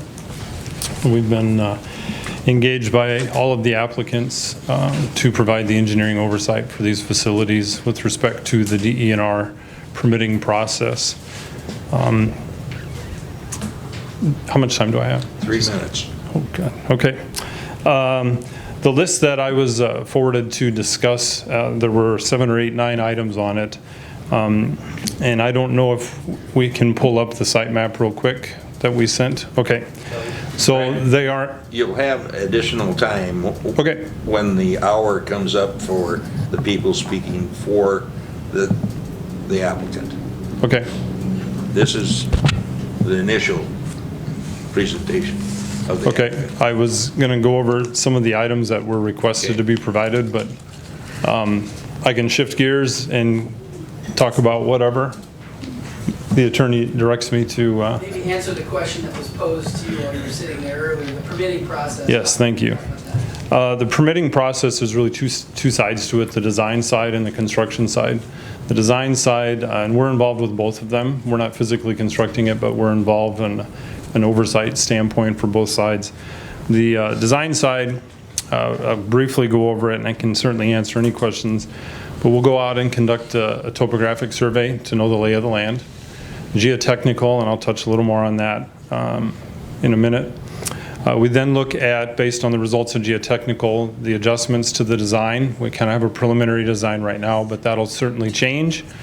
Maybe it won't change, but we'll have more information after geotechnical borings are completed, cleaner understanding of the geology of the site, and then we will adjust as needed for structural strength, any water issues that may be present, etc. We also do a nutrient management plan that'll incorporate both state and county rules. The rules are a little different, and we use whichever is more stringent. A lot of times it is the county. They have a little greater setbacks than the state does at times. We'll submit that paperwork to the DNR for their review. They do public notice that application for 30 days, at which time they'll take public comments and input. If there's any revisions, questions, changes, etc., we'll go through those with the DNR to make sure they follow the rules. We also do a stormwater permit, which is required part of the construction side.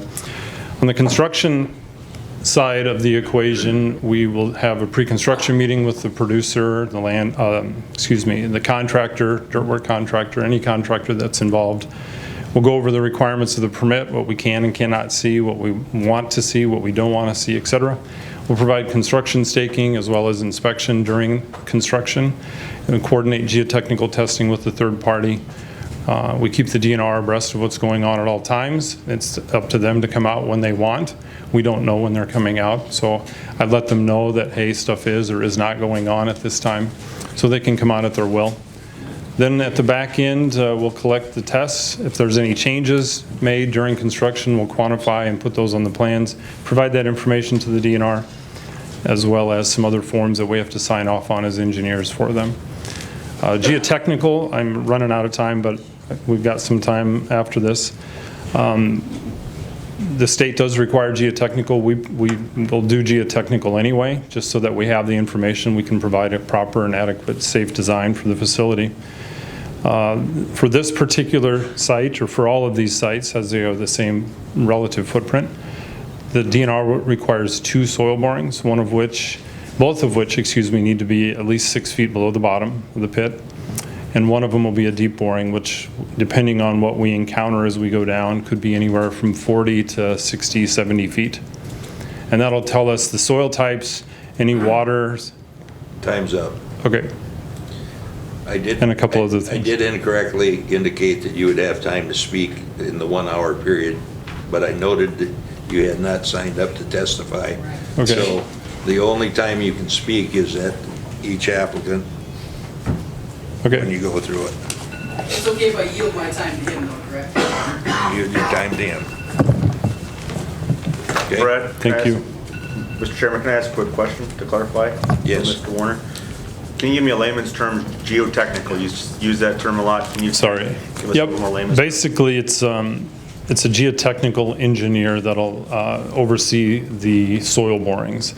And they're looking at the soil types, the soil strength, water, the presence of water, the absence of water, the coloring, the modeling, et cetera, of the soil, just getting the physical properties of the soil that's out there. And we in turn use that from a structural standpoint for bearing strength and side or lateral earth pressure, just like on a basement. We have the soil pushing up, so we want to make sure it's strong enough, obviously. You said you had 2 borings, one Correct. shallow and one deep? The shallow one, if you want to call it that, has to be at least 6 feet below the bottom of the structure, the waste containment structure. We typically, this is an 8-foot pit, so we would have, I haven't done the design yet, but I would assume 5 feet in the ground, 3 feet out of the ground roughly. So we would need an 11-foot boring, and I don't do any less than 20 feet on the shallow ones. Or 6 feet, whichever gets me deeper in the ground. How close are the aquifers to this proposed TAFO? When we do the soil borings, part of that all goes to the DENR, the soil borings, along with the location of them with respect to our facility. Which you have, they you have will a general idea right now, though, don't you? No, sir. I don't want to speculate as to where. I guess ultimately the entire state's over an aquifer if we go deep enough. You don't have a map of the aquifers? Not with me, no. But there are maps of the aquifers? There are, yep. Okay. The DNR does review the data and renders an opinion as to the depth of the aquifer. And if they feel there's a concern based upon the rules, then we're either denied or we're not allowed. Would this be what it looks like? Yep, I believe that's the first occurrence map, yep. Thank you. Yep. Thank you. Good. Yep, thank you. Now you want me to start the hour? Just wait up a second. Rob, we'll start with the testimony on application number 1. I count 16 people, so each one would get a few seconds less than 4 minutes, but let's just say 4 minutes. Many of these people are going to speak on all 3 or maybe some of them on all 7 of it. I would like to give everybody the opportunity somehow to speak on 1 or more. Would it be appropriate to hand this to whoever wants to speak and decide how they want to line up? Or do you want me just to call them? So Don, you mean if somebody wants to give us a bit of time, first, so instead of there's 16, there's 10, or some additional, number, that'd be a fair request to make and give it to somebody. So should I just call the names off and then they can decide the order and we get started? Or if somebody wants to defer time to somebody else, I think that would be fine. Mitchell Peterson. Mitchell? Do you have property in the county? I am an attorney from Sioux Falls and represent several local landowners. You don't have property in the county? My clients do. You don't own property in the county? Me personally, Yeah. I do not. Okay. Then it'd be, Don? I think our rule says the representatives. Oh. Our rule says they're. Okay, you're on, thank you. You're on then. Mitchell, do you want to line up? I'll give you this list of people. We'll give you a couple minutes to group them together and get an order. And I know a variance is not the subject of this first matter, but it is on the following 6. If I could have a total of 10 minutes, 12 minutes, I could probably tell you. That's up to your group. For all 7. That's up to your group. If they're okay with that, that's up to your group. That's fine. And then the rest can fill in whatever time I don't use, and other members who aren't in the group can fill in. So do I do? Okay, let me read the list off. Mitchell, Daniel Doleski? Dolish.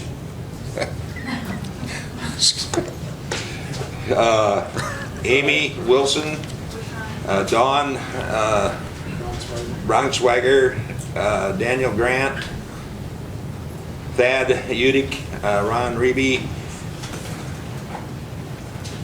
Dennis Oden, Vicki Tanner,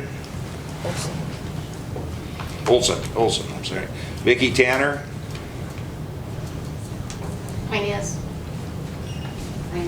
Inez, Travis Wilson, Tammy Maybe, Jennifer Kofi, and Dale Hebdn.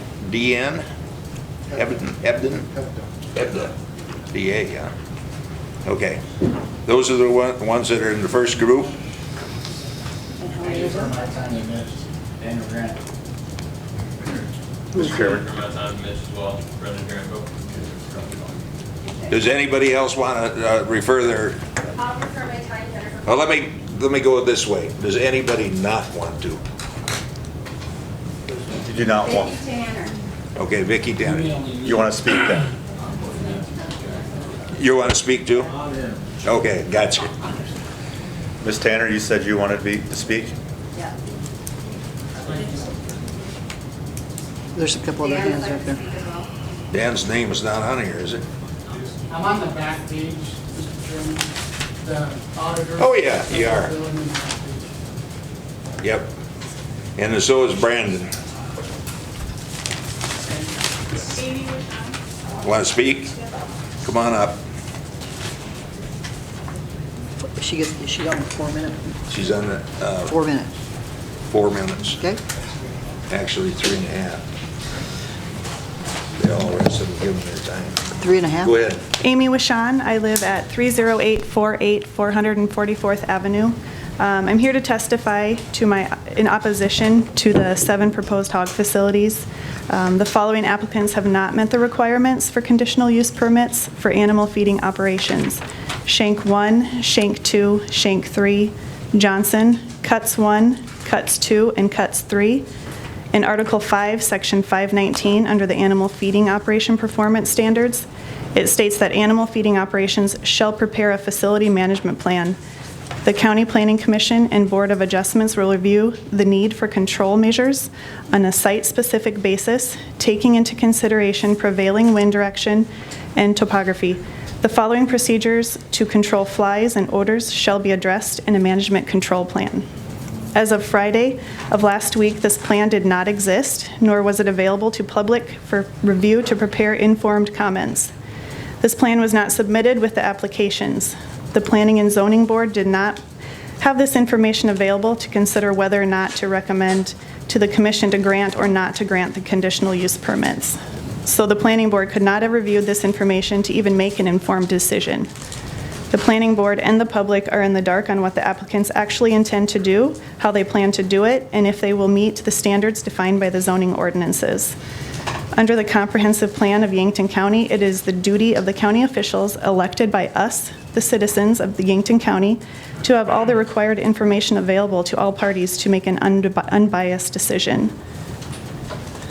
And then I'm submitting this written testimony for record. Thank you, and I didn't read this, but I'll read it again. I think you Yep. just stated what your objection was, but in addition to what you wish to share with the board, do you have any evidence or information that would indicate the application would violate the Yankton County zoning ordinance if approved? Yes. And that's what you're... Yes, yep. Okay. Okay. Thank you very much. You're welcome.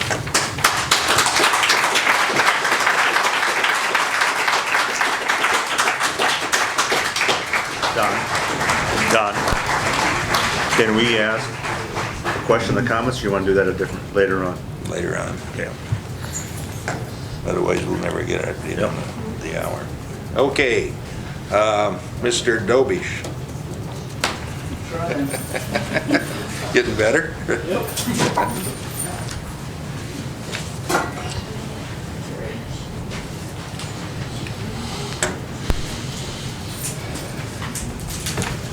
Good evening, everybody. My name's Dan Dolish, and first of all, I'd like to start off by asking you that make sure that my testimony is entered for all 7 of the conditional use permits. Now, I got to read the statement to you. Yes. In addition to what you wish to share with this board, do you have any evidence or information that would indicate this application would violate the Yankton County zoning ordinance if approved? I believe I do. Okay. Thank you. Under Article 5, the agricultural district of the Yankton zoning, it states, new animal confinements and waste facilities shall be located no closer than the following regulations prescribed from any residential dwelling. An animal feeding operation or a residential dwelling may request the required setback to be lessened or waived in accordance to the variance of the procedures. As a waiver, a waiver would run with the land and be filled with the Yankton County Register of Deeds. When making this request, you are asking the homeowner to give up its protected right because of the setback. The zoning clearly states that residential waiver request forms are available. Most importantly, the waiver runs with the land and filled with the Register of Deeds. A waiver that runs with the land is a permanent condition that attaches to that property. If the owner wishes to sell the home, prospective buyers, must be made aware that they will inherit the waiver. I am submitting this. This is my first testimony. I also have a couple more. I hope you'll let me continue. Okay. Minute 22. Okay, thank you, sir. Even if the applicants have, because of the following required information was not submitted with the applications, as the zoning states, a site plan must be part of the application. All of the above conditional use permit applications are incomplete and should be given back to the applicants for resubmittal. The reason I say that is because the location and topography of the proposed structures, including the adjacent property owners and proximity of federal, state highways, county, township, and city roads. None of this stuff was given to us. We got a little picture of a map. There was no north arrow. There was no actual dimensions, no shape, where it's going to be built on the lot, the exact sizes, the location of the buildings on the, we have none of this information. And, you know, in order for us to proceed, you know, a lot of this has to be taken care of, so. Also, the comprehensive plan, I believe you all know what that is, 11-2-12. The purpose of this comprehensive county plan shall, for the purpose of protecting and guiding the physical, social, economical, and environmental development of the county. Sir? To protect the tax base and to encourage. Just let me, your time's up. Would you donate your time, Dan, finish? Thank you. Thank you. Much as you To don't. encourage a distribution of population or mode of land utilization that will facilitate the economical and adequate provisions of transportation of roads, waterways, drainage, sanitation, education, recreation, and other public requirements, to lessen government expenditures and to conserve and develop natural resources. I want to talk about shall. It states in there shall. That means must. So I'm asking you that you must listen to what this comprehensive plan is saying. So I want to talk about tax base. There are many of our peers in studies that talk that homes close to these CAFOs can reduce up to 88% if they're within 1/8 of a mile. I happen to be within a 1/2 a mile of one and a mile of another, so I'm going to get like double smacked here. So I'm going to lose a lot of my valuation that I've put into my home in the past 17 years that I've been there. It was an old farm building when I bought it. A lot of people live there, in and out.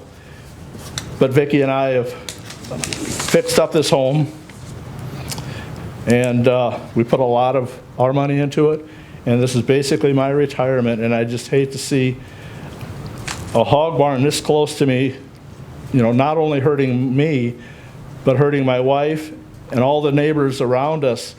That I know in particular, I have 3 neighbors that have 3 brand new houses, and I know they're all within a mile of these CAFOs. And it's like, when our property values drop, we're coming in and we're going to be asking for to lower our, revalue our homes. A couple weeks ago in the P&D, there was a survey done over a 3-day period, and over 70% of the Yankton citizens said they don't want these CAFOs or a corporate hog factory, but it seems to be falling on deaf ears. When it comes to the people saying no, shouldn't the commissioners of the Board of Adjustments listen to what we've got to say? I would hope so. A few years ago, I wanted to make some changes to my property, and I was told that I couldn't make them because it would have created 2 non-conforming agricultural lots. Well, 6 of these units are going to be non-conforming because they require variances. And I feel these facilities are exploiting weakened ordinances that seem to not protect people, but instead concentrate the gains in the hands of a few, even sending profits out of our community, out of our state, leaving us with the negative effects of pollution, disease, or should I just say, crap. Thank you. I'd like to submit this.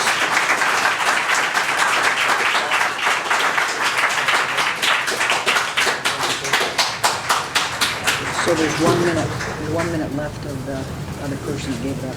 Okay, thank you.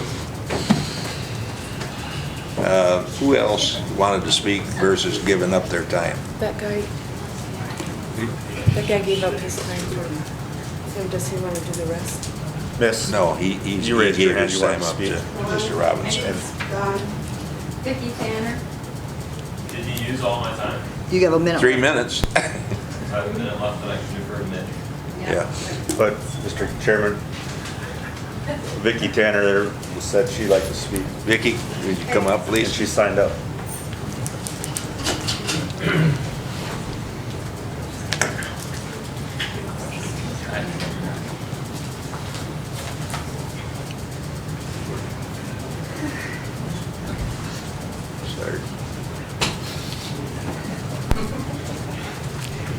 Good afternoon. My name is Vicki Tanner, and I'd like to request my testimony today for all 7 barns. Okay? Vicki. And I also, yeah? Gotta read this to you. Okay. In addition to what you wish to share with this board, do you have any evidence that would indicate this application would violate the Yankton County zoning ordinance if approved? Yes, I do. Okay. And you'll state what that is. I certainly will. And I'm supposed to ask all of you to speak up in your mics because I can't hear you out there. Okay. All right. Okay. Again, my name is Vicki Tanner. I live at 30732 444th Avenue in Mission Hill, South Dakota. I'm going to talk about due process testimony. Any member of this board that shows bias must abstain from giving an opinion or voting. This is a conflict of interest to public process and fairness. In the June 13th, 2017 Planning and Zoning Board meeting, Commissioner Don Kettering stated, "You're right about me. I have made up my mind about these." How is having your mind made up giving the citizens a fair, neutral hearing? On at least one occasion, 2 of the county commissioners, acting now as Board of Adjustment members, were heard on the radio interview expressing their support of the granting of the conditional use permit for hog barns being heard at this hearing. Commissioner Todd Woods and Don Kettering were on the radio program Alive at 5 on June 26th. Commissioner Don Kettering specifically stated, "Of course I'm in favor, and yeah, I have a lot of opinions on it." Also heard on the broadcast was Commissioner Todd Woods, who states, "This is not a bad idea." He also called the barns economic development. This is obviously gross bias. These 2 commissioners must remove themselves from participating in any aspect of this hearing to avoid the faintest whimp of tainted process. United States Code, Title 42, Chapter 21, Subchapter 1, 1983, is a civil action for deprivation of rights. This section is cited below for your reference. I'm not going to waste your time, but I am going to submit this as evidence so you can read what the code says. Is my 4 minutes up? You have a minute 12. Okay.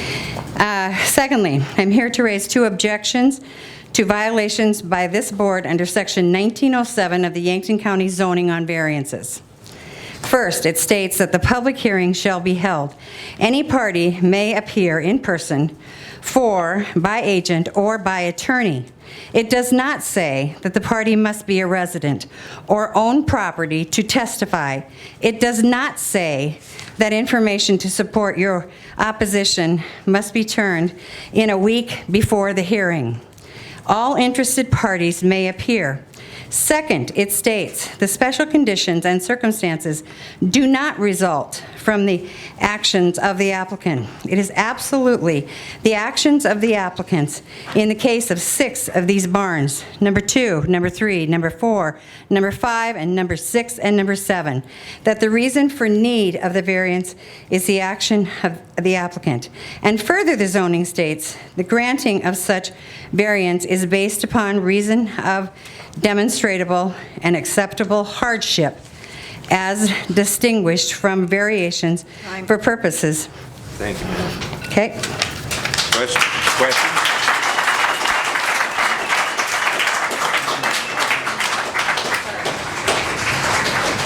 Questions? We're taking questions later. Okay. Was there another individual? Tammy?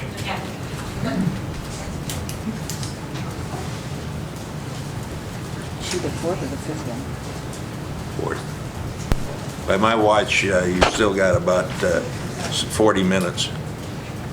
You want to read her thing? No, thanks. In addition to what you wish to share with this board, do you have any evidence or information that indicate this application would violate Yankton County zoning ordinance if approved?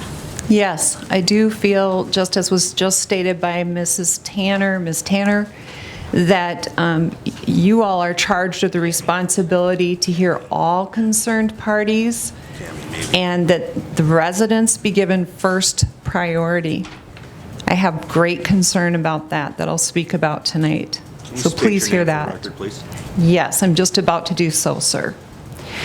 I'm wanting to clarify that my testimony is for all 7 barns. Good evening. My name is Tammy Mabey, Tamara Mabey in full. I reside at 3803 West 11th Street in Yankton, South Dakota. I'm a member resident of Yankton County. I'm here to testify regarding my concerns for the water quality in Yankton County, as well as a deep concern for the Yankton County wetlands, waterways, 100-year flood zone plain, and the Yankton and Vermilion Aquifer if the Shank Hog Confinement Facilities 1, 2, and 3, Cuts Hog Confinement Facilities 1, 2, and 3, and Johnson Hog Confinement Facility are built. I'm testifying in opposition to these proposed facilities. All of these above-mentioned sites are either directly in the Yankton County 100-year flood zone, they contain wetlands, they contain the waterways in Yankton County, or the land parcels sit on top of the lower James, Missouri aquifer, which was clarified earlier. It's hydraulically connected with Vermilion's drinking water through the lower Vermilion, Missouri aquifer supply. I've included links to the documents, which I've quoted from, and I will submit these at the end of my testimony that they can be entered into the record. Regarding the Cuts parcel number 2, I'm presenting these 3 maps. They include a wetlands map first, then a topo map second, and I've just... Do you want to wait on that until that application comes up? No, just because I said all 7 barns to be considered if possible. So I'm just going to submit them all at the same time, if that's all right, just for efficiency's sake. Is that acceptable? Okay. Thank you. So I am including maps for all 7 just for efficiency's sake. I will cut to the chase here. There are wetlands, floodplains, waterways on all of these situations, and they're not in all of them, but they're detailed out in my documentation. In summary, I'm deeply concerned about the risk that these proposed facilities will pose to our water for drinking. Please hear me again, drinking water for residents. That's at the top of the zoning ordinance that's been read several times. The drinking water for other uses in Yankton County. Before any more action could be taken by the Board of Adjustments allowing these proposed facilities to move forward in their application process, I respectfully ask you all to consider all of these requests tonight and testimonies tonight. Thank you so much.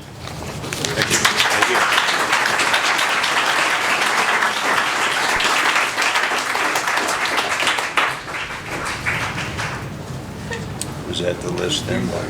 Was there anybody else that wanted to? You're not going to give up your time?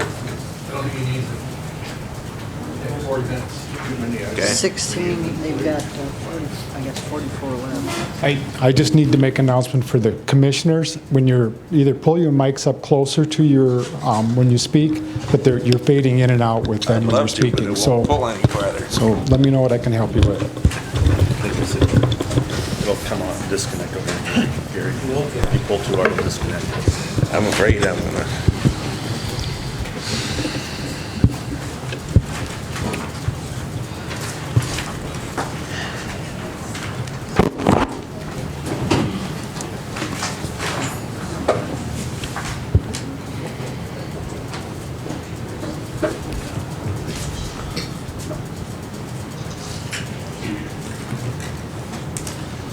So Rob, for consideration while we're doing this, if somebody applies their comments to all 7 of them, does that mean we detract 4 minutes from each of the? No. You take that person off that other one.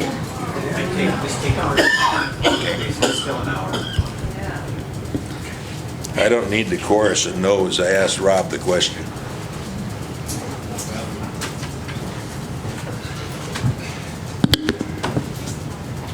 Okay, go ahead, Ted. Okay. I got to read my little statement here. Okay.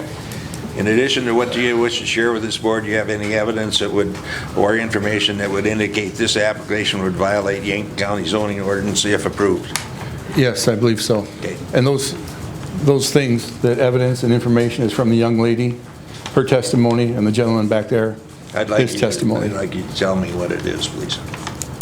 Tell me we're doing this for a reason. We want to know what we've done wrong. So tell us that. Well, I didn't exactly write it down. I was at the meeting. What's your name, please? My name is Thad Utek. I live at 928 Bukowski Drive in Mission Hill. Just say what we did wrong. Just. I think you guys granted those, you guys approved those variances without having all the information. That's or at least I didn't have the information. That's all you need. Okay. Thank you. Thank you. Okay, so I live 1 mile east of one of these proposed confined animal feeding operations. I'm not against farmers. I think farmers are great in general. And I live by the golden rule, do unto others as you would have them do unto you. And every community that has allowed these types of concentrated, confined animal feeding operations has had serious problems. It only takes 5 minutes on the internet, and you can look up study after study from Duke University, from Iowa University. There's just all kinds of information about poisoned water wells, polluted air, dropping home values. And also there's evidence from the EPA itself. And I've included some of that here. People have higher instances of, if they live near one of these facilities, they have higher instances of tuberculosis, asthma, chronic bronchitis, upper respiratory symptoms, respiratory dysfunction. There's just all kinds of bad things. Even if a child goes to school and in that classroom at school, the teacher can smell livestock twice a month, that child has a 23% higher risk of asthma. I don't want my grandsons to have that. We don't deserve that. These places are too close to a populated area. There's better places for them. And I'd like to know, if the county approves this, what kind of measures you would put in place to protect me. Are there some sort of test strips that you're going to swab my house and see if there's not feces from the hogs on there? Is there some air sampling that you guys intend to do? I'd like to know how that works. Here's a list from the EPA of toxic chemicals that these places give off. I've submitted all these links earlier last week.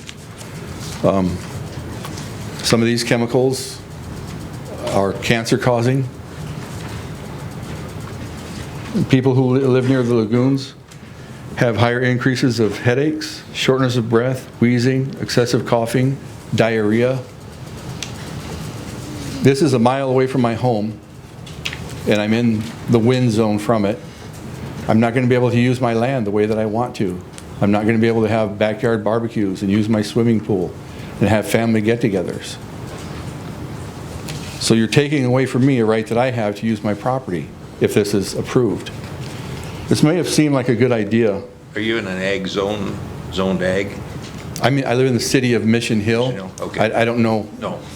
It's in the city of Mission Hill. So I'm just asking you guys, it may have sounded like a good idea in the beginning before all these details came out. Every week we're studying and we're reading more about how bad these places can be. And just reconsider how much it's going to hurt us. What is that guy with his wife has COPD, what is he supposed to do if this gets approved? This is going to be very difficult for them and all the other people around Mission Hill. Time's up. Thank you. Thank you.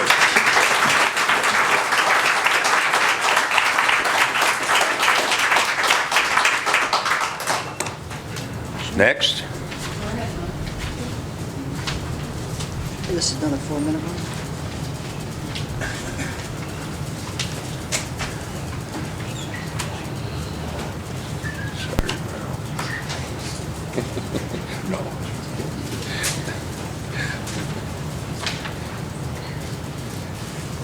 I'll answer your question first, please. What question? Well, aren't you going to ask me? Oh, sure. Yeah. Oh, my, I'm surprised. I thought you had some. No. In addition to what you wish to share with this board, do you have any evidence or information that would indicate this application would violate Yankton County zoning ordinance if approved? Yes, I have the evidence, and in all my honesty, Good. I want you folks, all of you, everyone here, to hear me. Because I'm 83, and This isn't my first rodeo. Okay, can I begin? Sure. Thank you. My name is Inez LaPrath. I live at 307-32 44th Avenue at Mission Hill, 57046, and I'm here to testify in opposition to the granting of the conditional use permits for the proposed hog confinement animal feeding operations, all the barns and all of them. At this time, I'm stating that my opposition to the Board of Adjustments, your violation of citizens' rights to public participation. The zoning states, this meeting with public hearing, Mr. Garrity, I'm referring to you, sir. This zoning states these meetings designated as public hearings shall allow the testimony for all interested parties. You've been engaged in constant attempts to limit our participation. For example, telling the public that they had to sign up a week ahead of time to speak, then changing that to the Friday before. Next, you tell us you can sign up right until before the hearing. Also, you've changed from one day to the next before the hearing who could speak. Who could speak? We all should have a right to speak. We all should have a right to hear. That certain people could get to testify if they lived near one of the facilities with one other public comment. Then you told us there would be limited time, just like today. Boy, we got to hurry up here, and I'm not a person who talks too fast. My daughter says I do. Limited time for the citizens' comments. But the icing on this horrible cake is that you then announce that only these that live or own properties in the county can speak.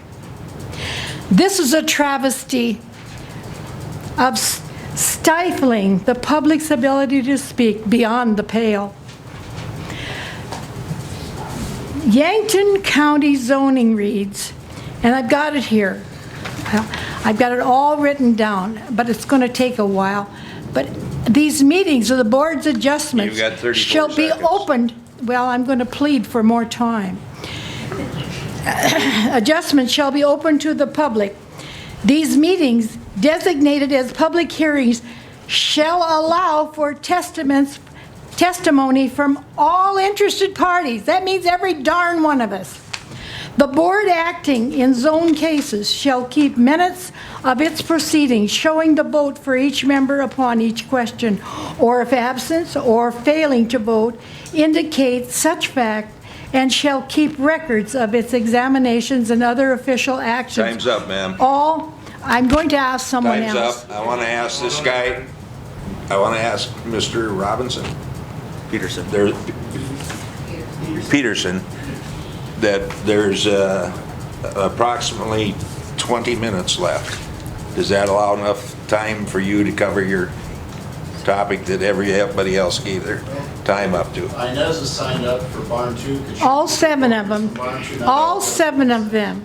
And I'm protesting all 7. Well, Sir, please hear me. For number 2. Please hear me. Well, I'll listen to you in number 2. Thank you. You listen to me when? When 2, application 2. Just When I'm done here? Okay. No, But no, ma'am. I wanted to show you something. It was so important. What, show it to us when we go to application number 2. Please look. Please, I beg you. Please look.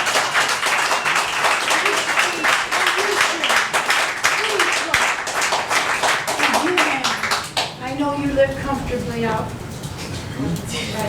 Okay, come on, let's go on, let's move on. But take this. We've got hours of this to go on. Take this in consideration, sir. Next person, please. We'll take him. Leave him over here. Leave him with her. Yeah. Mom, come sit.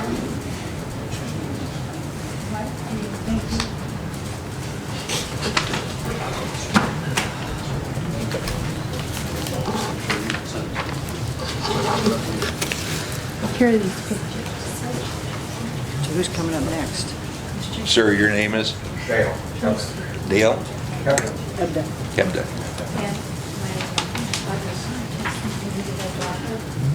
Did it drop another piece of paper? This is number 7, I think. Dale, No. in addition to what you wish to share here with this board, do you have any evidence or information that would indicate this application would violate the Yankton County zoning ordinance if approved? I believe we are lacking information. Okay, and you'll state what information that is. Well, number one, notification. If I hadn't had... Sir, will you go to the mic so everybody can hear you? Number one, notification of the process here. If I hadn't had a friend that called me and said, hey, you got to sign up to speak, I don't know about it. Okay? Okay. I'm a farmer. I raise produce. I'm not around the radio.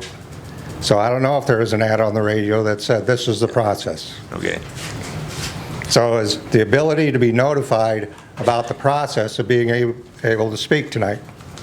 Now, I'm Dale Hebda. My resident address is 110 Produce Road, Mission Hill, South Dakota. My business is Hebda Produce, priorly known as Garrity's Prairie Gardens, 30661 444th Avenue, Mission Hill, South Dakota.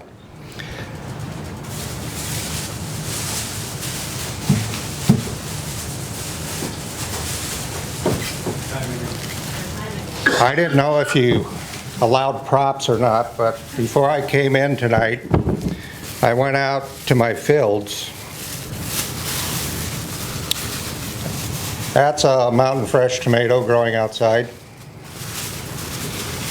These are 4th of July heirloom tomatoes growing outside.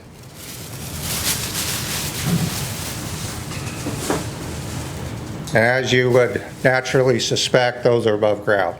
We don't dig them. Onions, on the other hand, grow below the surface of the soil. I'm the largest asparagus grower in the state of South Dakota. I have 4.5 acres, all above ground.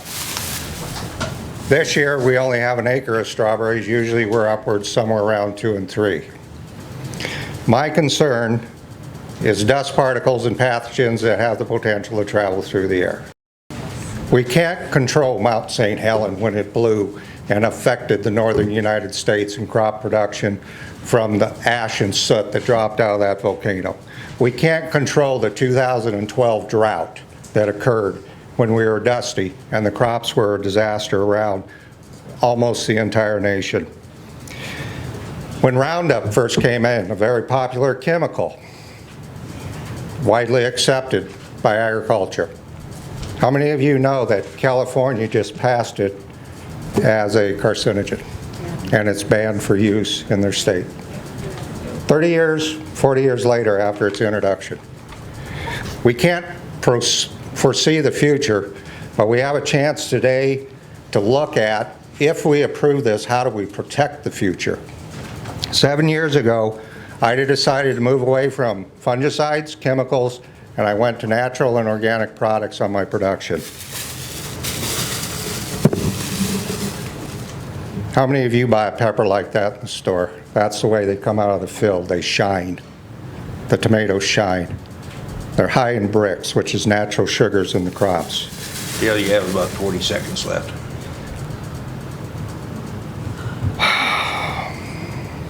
I'm not only concerned about the people that buy my products directly, but it's the children in the school systems that the school service buys my products.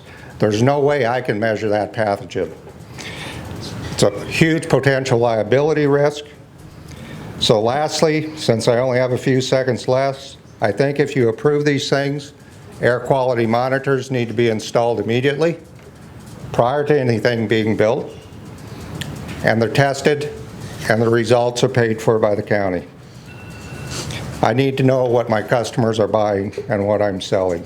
If it changes my cost of operations, I think it's only reasonable for me to expect that I'm reimbursed by Yankton County. Good luck. Understand, when the minimum wage went up, my cost of operations on 40 acres went up by $40,000. Thank you.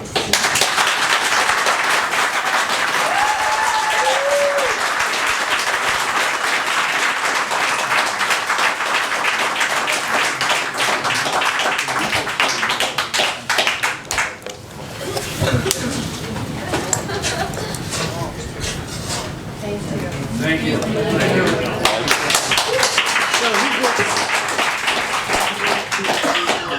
By my watch, I think we have just about 16 minutes. Thank you for your attention tonight. My name is Mitch. My answer is yes. In addition to what you wish to share with this board, do you have any evidence or information would indicate the application would violate the Yankton County zoning ordinance if approved? I do. Thank you. My name is Mitch Peterson. I'm an attorney at the Davenport Evans Hurwitz and Smith Law Firm in Sioux Falls. One of my primary practice areas is zoning, predominantly CAFOs. I have been involved in probably 20 of these in the last 5 years. I think every zoning decision from our South Dakota Supreme Court over the last 5 years have been my cases. I've been before probably 2/3 of the counties East River. So I've seen a variety of ways of how things are done. And I have quite a bit of experience. I'd like to share that with you because it's readily apparent that the process here just doesn't comply with the ordinances. And their application doesn't. And ultimately, it's not about what you as board members have done wrong. It's not a criticism of you. It's an issue of have the applicants met their burden. It's their job to make sure that they give you the information to prove that the ordinances are met. And if they're not, you just can't say yes to it. Even if you want to for economic reasons, there are rules that have to be followed. And it is the applicant's burden to prove that. So it's really about whether they've met their burden tonight. It's not about you in particular. In particular, under Section 1905, Subpart 6, this is the conditional use permit regulation that's applicable to Board of Adjustment proceedings. That's what we're doing tonight. It's the conditional use permit decision. A building permit is a separate process.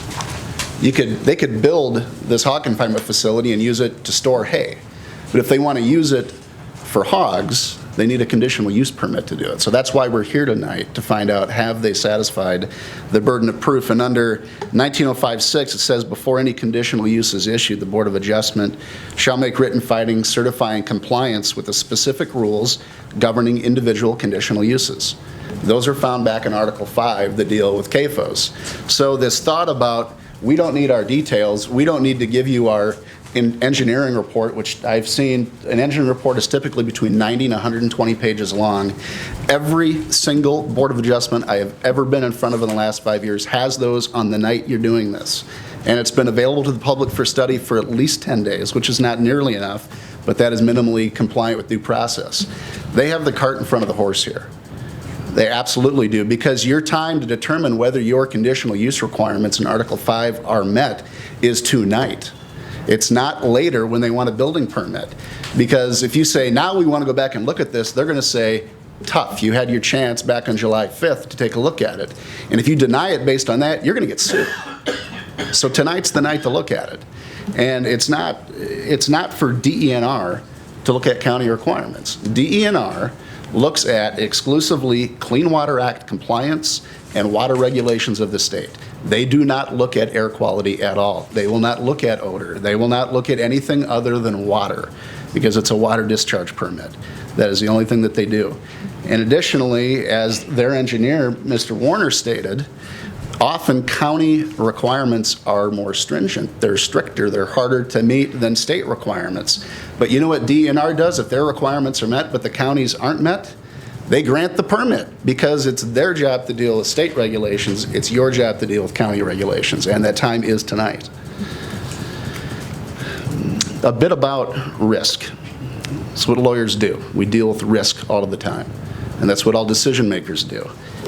You have virtually no risk in saying no tonight, because you might collectively have 10 different reasons why you shouldn't grant this permit. It's not good for the economy, it's not good for air quality, they're missing different, whatever it is. Say you've got 10 of them. If they appeal to a court and the court says, you guys were off base on 9 of the 10, but you're right on one of them. You know what happens? The court says you made the right decision. On the other hand, if you grant this permit and we appeal, and we will, and I've done it all the time, I'm used to doing it, and have a petition out in 48 hours. If we put up 10 reasons why you shouldn't have granted the permit, there's 10 different reasons why you had no authority to do this, we only have to win one in court. Only one. So there's a lot less risk in saying no tonight. You've got a lot of shade and a lot of cover based on how the law works. Additionally, you avoid liability with unconstitutional takings, due process issues, Section 1983 claims, nuisance claims, reimbursement claims from farmers who's now have junk on the fruit that's going into schools. You avoid all of that liability. A bit on how the ordinances work. Article 5 are your CAFO-specific control requirements. These are the things that only apply to CAFOs. There's all sorts of other conditional uses, but it's Article 5 that deals with CAFOs. Article 19, and in particular 1905, is applicable to all conditional use applications. So whether it's a CAFO or any other thing on that list, there are other things that have to be met. So if the applicant hasn't done their job of putting an engineering report on your desk that shows detailed compliance with everything in Article 5, you can't say yes to it. I mean, under your ordinances, that's just not within the authority that Yankton County Commission has granted to the Board of Adjustment. You have to say no. But even if they've met all of those requirements, you still have a decision to make under 1905. You have a decision to make. You may grant it, but you aren't required to grant a conditional use permit just because Article 5 is satisfied. 1905 requires the exercise of discretion and judgment. Is this the right idea for the community? Specifically under 1905 6H, you have to decide, even if all of the specific CAFO requirements are met, is this generally compatible with the neighbors and the adjacent properties? And particularly, is this in the public interest? So I'd submit to you, you've got an important judgment call to make tonight, even if you believe all of the CAFO-specific control requirements are met. You don't just turn your brain off then. Now you're making a decision for all of these people out in the room and all the other people in your community of what's the right decision, what's the right policy decision. And you say no on that basis, you're never getting reversed by a court, because the court's not going to reweigh whether you made the right decision and weighed public interest correctly. That's inherently within your discretion to make that decision. On to the specific merits of Article 5 and the CAFO-specific control requirements or performance standards. Again, under Section 105 of your ordinance, it says that every rule throughout the entire ordinances are minimum requirements that have to be met. Minimum requirements. So that's important to think about when we get to Article 5. In particular, the fact that 6 out of the 7 applications have requested a variance conclusively demonstrates they do not comply with the requirements. Otherwise, they wouldn't be asking you for a variance. That is your proof right there on the next 6 barns that are coming up. That they're asking permission not to follow the rules admits that they're not following the rules. It's that clear. Otherwise, they wouldn't be asking for permission. Number 2, under the definition of an animal feeding operation in your ordinances, what class are these CAFOs? Are they really Class E? Because under the definition for an AFO, animal feeding operation, if there's commonality of ownership within a mile, then they have to be considered one CAFO if they're within a mile, and that is the case for some of these.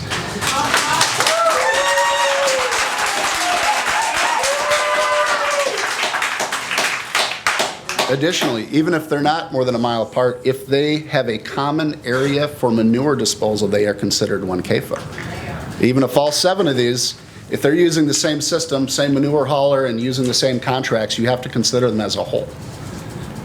Your ordinances say that. And you haven't been given the details about what their manure management plan is to know whether you count them together or not. I don't know how you're supposed to do your jobs when they haven't given you the documentation to do the important work that you need to do.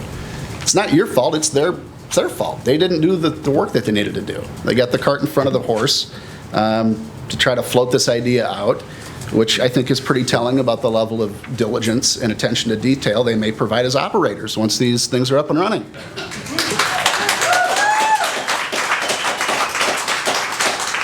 So I'd submit to you that your very first job of determining which class it is, so which rules are we looking at, you can't even answer that question based on what they've given you. So you got to say no for that reason. Say come back when you've got your ducks in a row. Number 3, there's no engineering report. Again, this is completely unprecedented to have no engineering report at the conditional use hearing. I've never seen it before. And it's required.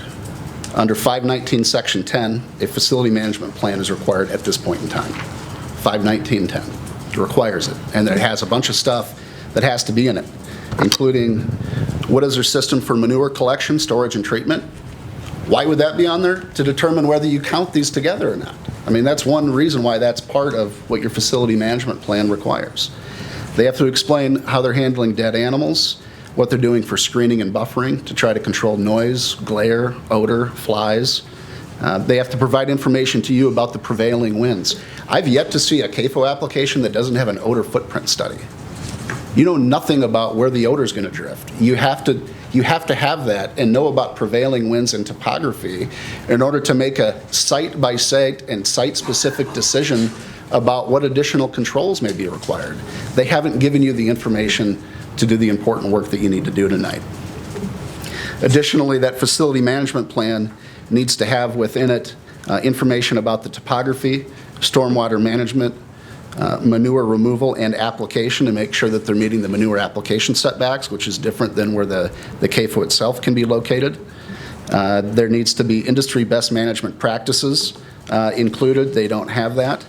And there needs to be information about climate and weather information. They don't have any of that. It's required under 519.10. Additionally, under 519.7 and 5, it talks about various setbacks that are measured from the CAFO structures to various things that would be surrounding it. We don't have information about where those are. To measure from point A to point B, you got to know where point A and point B are. And they haven't provided the information about where their structures are. I'd submit to you, there's no possible way they could prove that they've met the setbacks. And I was at the auditor's office this afternoon. I was told there's been nothing else new, and now we find out maybe there's some other site plans to which the public had precisely zero access to even read, let alone study, formulate thought, and come here, prepared to oppose it. That's a due process violation right there. That's a slam dunk up here.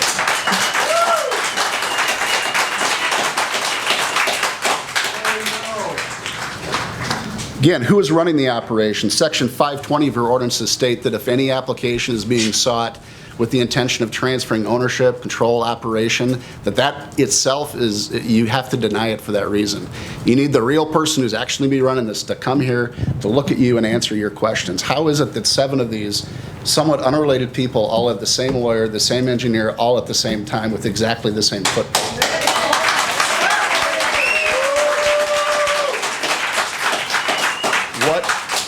What is the story? And I'd suggest to you, we don't know the story, and for that reason, you've got to say no. I do want to talk about variances. I can save that to later because I know I'm nearing the end of my time. But I would ask, the comments I've just made, will they be considered for all 7 hog barns? Good, I appreciate it. Would you like me to address variances this time, and then I can, in all likelihood, stop talking for the night? No. Okay, I'll wait to do it. All right. Appreciate it. Thank you.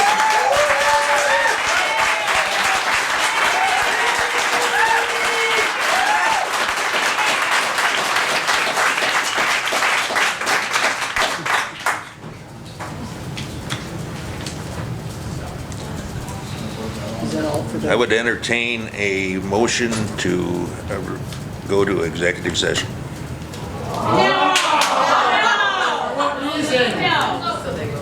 Wasn't on the agenda though, was it? No. Wasn't on the agenda, was it, Don? No. Vote for the public to hear. So much for due process. Do it now. Vote. It has nothing to do with, my suggestion has nothing to do with due process. It has to do with what's right for the people in this room. Then you should share it with us. come down, we're all sitting right here. Rob, was it on the agenda to go to executive section? Nope. You're using the agenda. Sir, you I'm sorry, what? Let's hear you. Well, I want to know from our two attorneys then, what their opinion is. Pardon? What?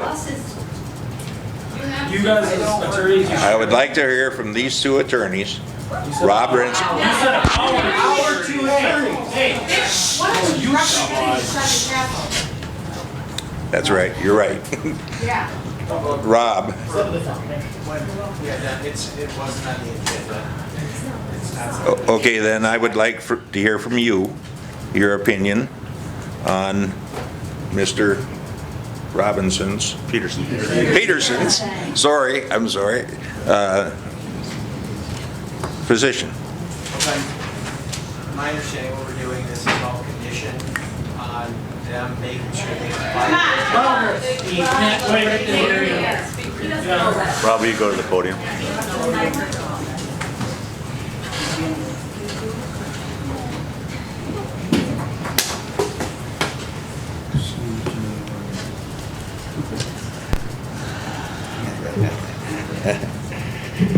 Don, regarding the references and what's occurring, is my understanding what we're looking at is it's conditioned on the successful completion of those certain requirements in our conditional use.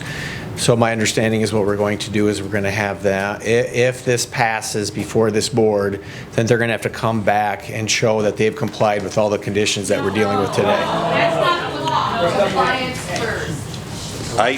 My concern is listening to Mr. Peterson. I believe he brought up some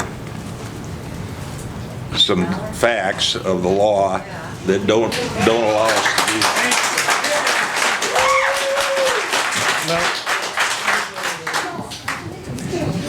Don, my position is that we can proceed forward with those being conditions that they have to comply with.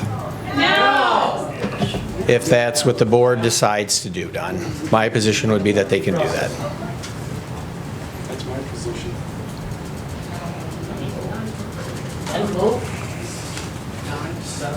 Don? Have you committed to vote? What do you promote? Was he signed up?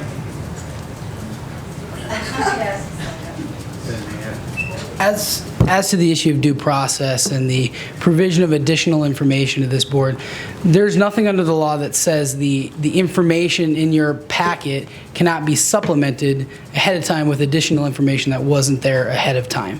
There are laws that require certain information be published ahead of time. That would be notice of this hearing so that the public knows what the agenda is and they have an opportunity to respond. But if the site plan is more thoroughly developed at the time of this meeting, it only makes sense that you guys be given the latest information that's available. So you guys do have in front of you an updated drawing overlaid over the satellite image showing the actual footprint of the barns in each application, as well as the truck turnarounds and the loadouts. And that information is to be considered at this particular meeting for purposes of due process. It's one of the pieces of evidence you may be presented at this hearing in order to pass due process muster. It is your job to sit in judgment. It is not the public's job to judge these applications. They have an opportunity to come in and share their opinions and their feelings and their belief and their evidence. My concern is the degree of completeness of the application. Right. I understand that was... Quiet, please. That was the issue that was raised, but I believe it's a red herring legal issue because if the building permit is conditioned upon those things being done, all those items that are in chapter, I believe, 519, as cited by Mr. Peterson, will be addressed. They have to be addressed as part of the conditions that are imposed upon these facilities in Yankton County. It does not have to be done at the time. Help me understand this Sure. then, and maybe it'll cut to the quick for me. Why then, and maybe give me examples when they've done it the way we're doing it versus done it the way Mr. Peterson has suggested. Well, They're doing it in the rest of the state. I'll be honest with you, Commissioner Kettering, I do not know how they do it other places. I'm confident that what we're doing here is legal. There's nothing under the law that says we cannot do it this way. And quite frankly, the issues that are cited in our ordinance as the considerations you guys must make in your role as Board of Adjustment in approving a conditional use are part of the information that I was intending our engineer, Mr. Werner, to share with you, because we have addressed a lot of those issues as part of what you see in front of you. All of those items were not available at the last meeting other than in concept form. We now have it in writing in front of you to consider at this particular meeing. The problem is, or help me understand this, the problem is your witness didn't sign up. Well, I viewed it as, pardon my frustration. The issue that I had is that's part of the applicant presenting his application. We're entitled to bring in those who can help us address the issues we are not technically capable of addressing ourselves. He's not a witness on behalf of the public, yay or nay. He's our hired engineer to help us present this project on behalf of the applicant before the commission. Audience. He was the person who created the drawings you see in front of you. Please let us work through this without the comments from the audience. Mr. Werner is the individual who created the drawing you see in front of you. He is the one best capable to explain it, which is why I tried to yield this time, but I got equivocated quite substantially by Commissioner Swenson. Mr. Chairman, can I ask a question? Todd. And that's not a dig. We've allowed both sides to have representatives speak on their behalf. Legal, wouldn't an engineer fall underneath that representative per the rules that we have set forth? They're a hired representative that have been hired to explain what's going on. Is he not a representative for the applicants? By my look, I'd answer no. Rob, can I ask a legal question on that? Yeah, And you might have to get to a mic so everybody can hear you. I believe the answer is yes. I mean, obviously, you speak on behalf of the applicant, you know, Warner can. We're talking about procedures, Rob. We're talking about procedures. And they're challenging the fact that they didn't have all the information in front of them in the prescribed manner. This was loaded in the packets. I don't care when it was. He didn't sign up to present it. And I don't think it's necessary at this point. But we have additional information if you care to hear it. That's all. That's my point. We have additional information if you care to hear it. We can address a number of those items that were going to be put off as part of the permitting process, which they would be very thoroughly covered as part of that process, but we also have some of that preliminarily available for you to consider today. It's a courtesy you may wish to enjoy. It's entirely your call.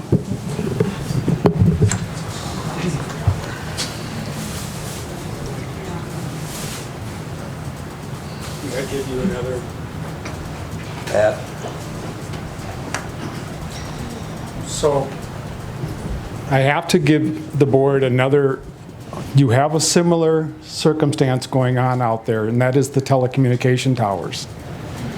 Now, as we've gone through those telecommunication towers, they're very much the same way. When they have come in with their tower proposal, all we had was the site plan. We did not have the tower construction, we did not have all those things.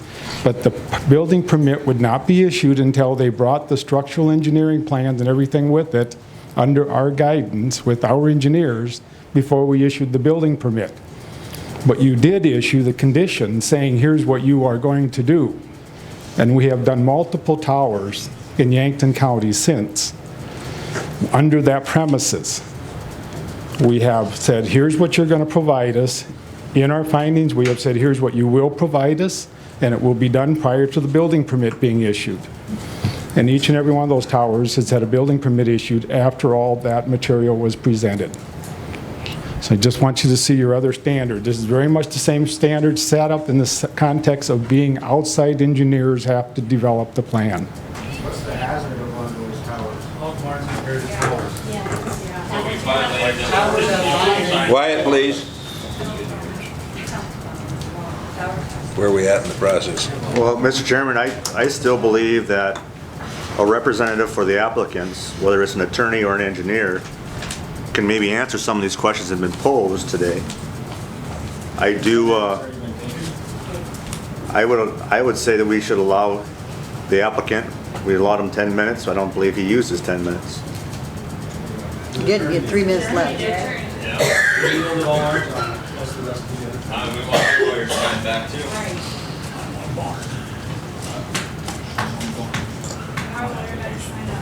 Mr. Clemish, in these packets that we received with these diagrams, it's easy for me to see which way is north just by looking at road.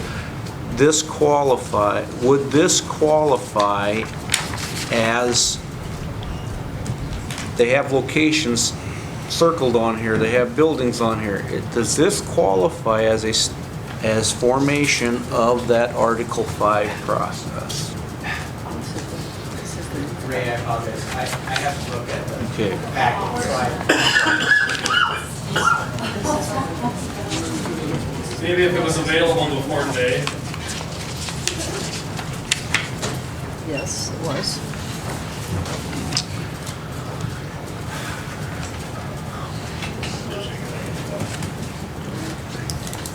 You can't make a decision based on what you got.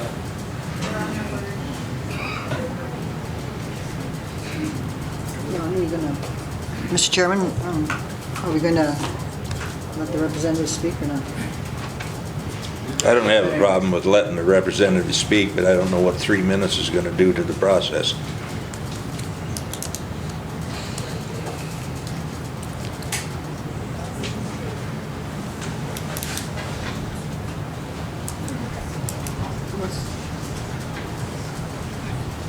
I like the clean water, the no on the factory farms. Just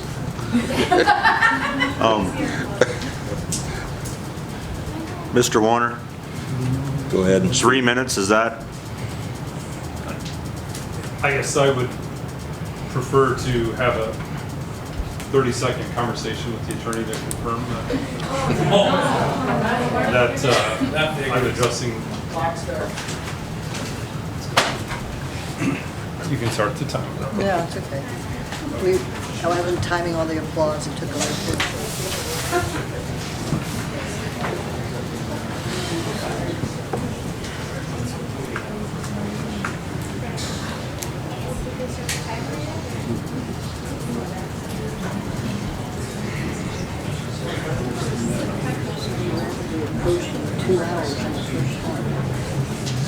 Clock started, right? I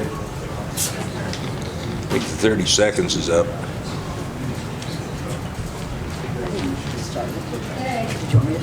Okay, come on back. Okay. So the permitting process has already begun. They've started the paperwork. They're running down the road through all the steps they've got to go through here.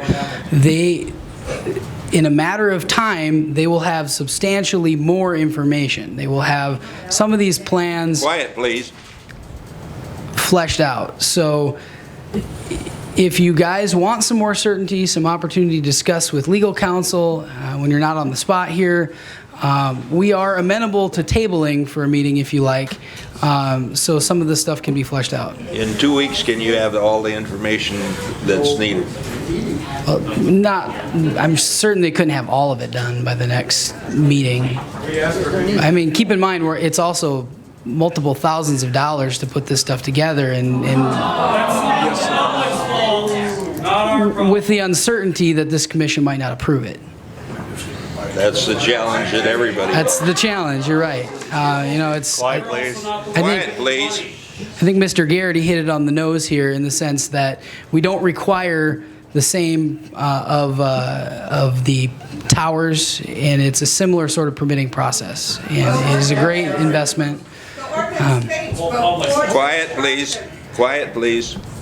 I think that the information you've been provided gives you enough detail for you to check the boxes that you have considered those items in the ordinance if you wish to proceed. I think that this is legally supportable. If I didn't, I would not have presented this on behalf of my clients. Mr. Denher. We would have provided more information.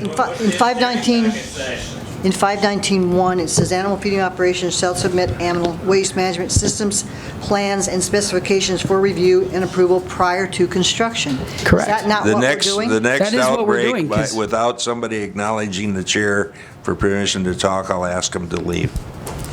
That is exactly what we're doing, is prior to construction. The building permit cannot be issued until that's done. And point 2 says prior to construction, such facilities shall obtain a stormwater permit for construction.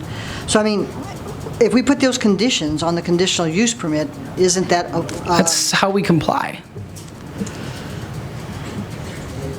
We're following the ordinance, the way it's written. This is one of the most challenging ordinances of its type in South Dakota to try to pass. I mean, this was a very landowner, homeowner friendly, agricultural hostile ordinance, and we're complying with it. It's just hard because you can't make people happy.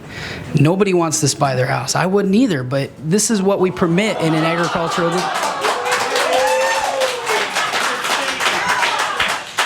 This is what we permit in an agricultural district. For me to clear the whole side of the room, so I'll forget this one. Please? Please be respectful of everybody. We're trying to be respectful of all wishes.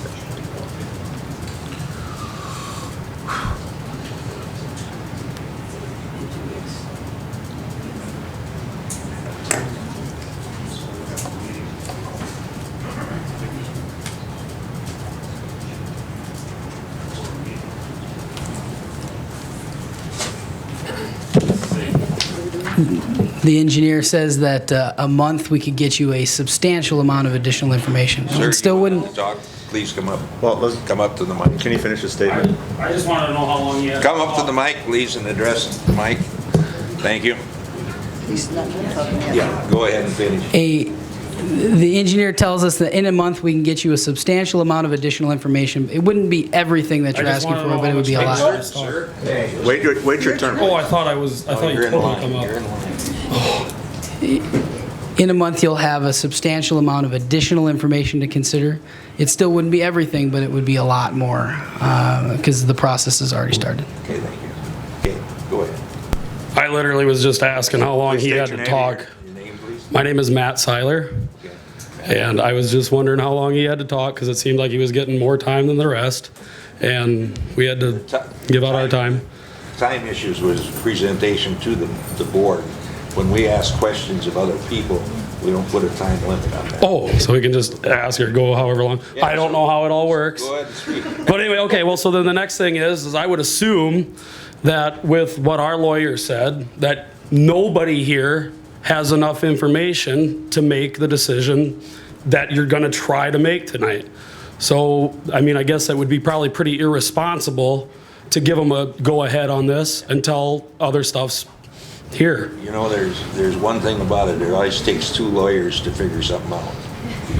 So there's differences in opinions. Well, no, I understand that, but I mean, you even said yourself. That's what we're trying to get at. Yep, I get it. Well, that's what I'm saying. Even though there's a question, I would assume that you probably are smart enough to know it's probably not going to work out. Don't assume I'm smart. Okay. May I have 2 minutes to respond to some? Yes, you may. I appreciate it. Try to be as efficient as I can. You know, if all the information, if it's okay for it to all come in now without any chance to hear, like, what's the planning commission hearing about? Or they're supposed to make a recommendation to you. I mean, the ordinances say you have to have a recommendation from them, either yes or no, but you need to have a recommendation because they're the ones who are supposed to do the initial study for you. They've not studied this plan because it just arrived today. I mean, it wasn't at the auditor's office at 2:30 when I went to ask for it. So what's the point of the planning commission hearing? It's got to mean something. Additionally, you know, your choices today are, well, I mean, you could table it, but I mean, it's yes or no. That you're either going to grant them a conditional use permit or you're not. You can't give them a maybe. You can't say, yeah, it's looking pretty good, fellas. It's a tentative yes. Let's come back in a month or two when we have your engineering plan. And when you're looking at a building permit, it's too late then. You can't then get back into whether It's just then, does the building meet whatever building requirements there are? It's too late then to go back and look at whether they comply with conditional uses, whether you look at things like in 51910, like prevailing wind direction. It's too late tomorrow to look at that. Tonight is your only opportunity. And I notice Commissioner, I'm going to kill your name. Can I call you Deborah, just not out of lack of formality, but when you're looking at the 519 and reading, doesn't it say prior to construction in 519.1 and 519.2 prior to construction? Yes, those do, but you got to turn the page. You got to turn the page to 519.10 that talks about the things that are supposed to be in front of you. And 519.1 is not applicable to Class E's anyway. It's only Class A through Class D. So, I mean, they're timed to comply with whatever the conditional use requirements are. Setbacks. Do they have a common ownership such that you really need to look at these as a Class D or a Class C or B? You've got to have that information now to even know what rules you're supposed to be applying, and they just haven't given you the information.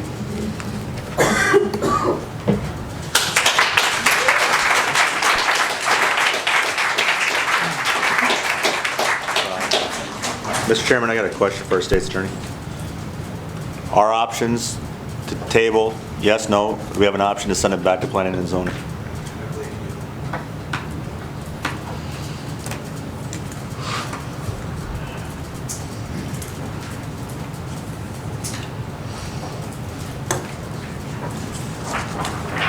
Further discussion?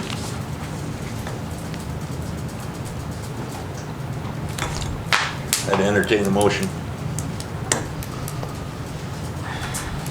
Mr. Chairman, I make a motion that we approve Carl Schenk #1 variance. Wow. We have a motion, do I have Conditional a use second? variance. Man of God. Hearing no second, motion dies. Mr. Chairman.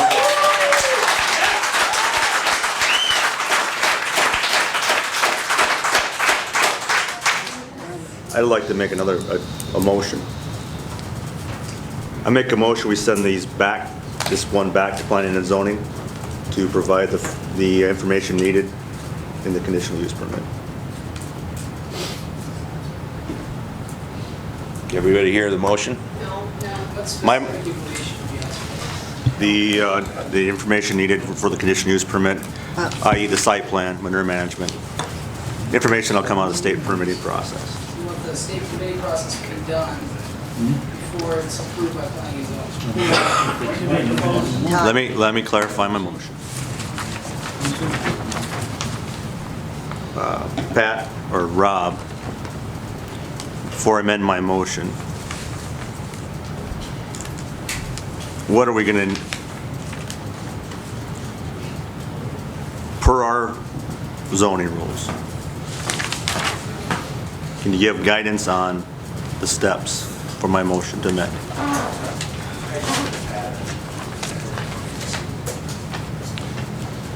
What? So I want to, the points Mr. Peterson brought up. Yep. Odor footprint study, which I believe was put in the packet today, which I seen in my packet. Yep. You know, we talked about manure management, we talked about nutrient management, geological testing. Can you give me the specific requirements so I can put that in my motion? From my findings here, we have enough evidence we have what it takes to do the conditions on the conditional use permit to offer it from 519, section 519 in Article 5 for a K-full unit for 2,400 units, for 2,400 animals. If you want, if you're going back to saying the applicant has to come back with more information that would be required by the time I issue the building permit anyway, then we have to have all the answers underneath section 519 available to the Board of Adjustment. And that includes, read them off, please. That includes that the facility will receive and maintain a general permit by the South Dakota Department of Environmental and Natural Resources, South Dakota Water Pollution Control Act, and the Administrative Rules of South Dakota, Chapter 745201 through 745211. the South Dakota Department of Environmental and Natural Resources directs the animal confinements to have no discharge. The Planning Commission recommended temporary relief for this, but we also will have to have a general permit in which we will have the water pollution control plan, prevention plan. We will also have the animal confinement and waste facilities. The map will have to show us where the public wells are, which we've already identified, but we'll identify them greater. We've already looked. We've had conflicting reports. There are no CAFOs under these requirements, under these applications that are in the floodplain. They are not in the floodplain. Am I clear? Yes. They're not in the floodplain. I'm the floodplain administrator, and they're not in the floodplain. So they are not in there. We do also have to come up with the manure management or nutrient management plan. That means it has to have the maps. That's not going to be done in a month. Now, I don't really care, but that's not going to be done in a month. We're not going to have all those maps done in a month. But that's the other piece. The nutrient management plan has to have all those maps done, along with the soil samples on those farms. The other thing that we have to have here is that land process and methods. How are we going to apply it? And then what fields do we apply it, and what are the buffers on all those fields? Which is something that we were going to ask for when we came into the thing, before we give the building permit. We also then have to have the legal description and maps, which include the documented proof of the area that will receive the nutrient applications. We also have to have an operator must follow the water pollution and protect the public health. We also have to have all the sites appropriately away from any outstanding wells in the area. The operation has to show us how, unless this is where Mr. Peterson comes in under number 10. Animal feeding operations shall prepare a facility management plan. The plan shall be designed to dispose of dead animals, manure, and wastewater in such a manner as to control flies and odor. The County Planning Commission and the Board of Adjustment will review the need for control measures on a site-specific basis, taking into consideration prevailing wind direction and topography. The following procedures to control flies and odors shall be applied in the management plan, the management control plan. They have to, in their management control plan, show me the manure collection, treatment, and use shall be done. They have to show the methods to dispose the animals and where will the animals be disposed at and what will be the process on animal disposal. They have to show us the screening. They have to show us the stormwater project and how will that be adequately set up. They have to show us the solid manure management plan. Where is that solid manure going to be stored? Where is it going to be stored?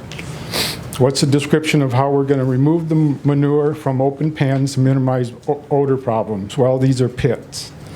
Then they have to show me the industry best management practices that must be covered. Then it goes in the next thing in which we have to have a notification program to the neighbors so that everyone within a half a mile of the application fields is notified when we apply the manure. And that will be a notification program that will be in this best management plan. The next one will be what are the conditions? Do we apply? We don't apply when it's frozen, but we also don't apply when it's the 4th of July. We also don't apply at certain other times because it's not conducive to proper land use. There will be a section in there for preferred times and conditions for application.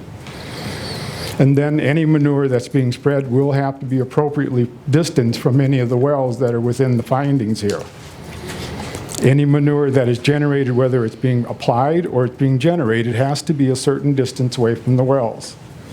We are not going to use irrigation to spread the manure with these operations. So there's being no request to do that. So there will be no findings, nor will there be a plan for irrigation manure spreading.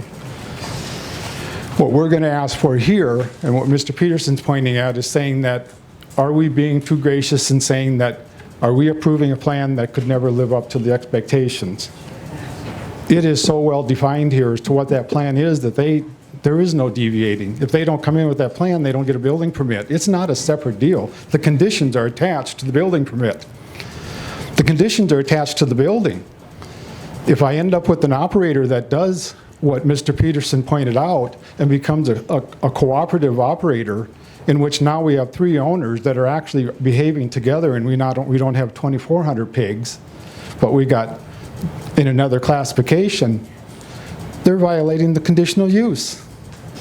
It's a violation of the conditional use. We bring it back here, we pull the plug, we say, wait a minute, this isn't what we're doing. We're violating the conditional use permit. This conditional use permit is for one pig barn at 2,400 under one operation. If it's not, it's violating the conditional use permit. Now, let's table this. Let's go back and table this. We're just going to make them come back and do all of this. There's and nothing then that what? we're going to ask them to do that they don't have to do anyway. Everything that we're going to have them It's do, just we're going to when- require. When we ask them to Yes. have it done, and then the process of letting the public understand what the manure plan is and what the things that you read off are. What is the responsibility? What is the responsibility? Put in the condition, we can do it two ways.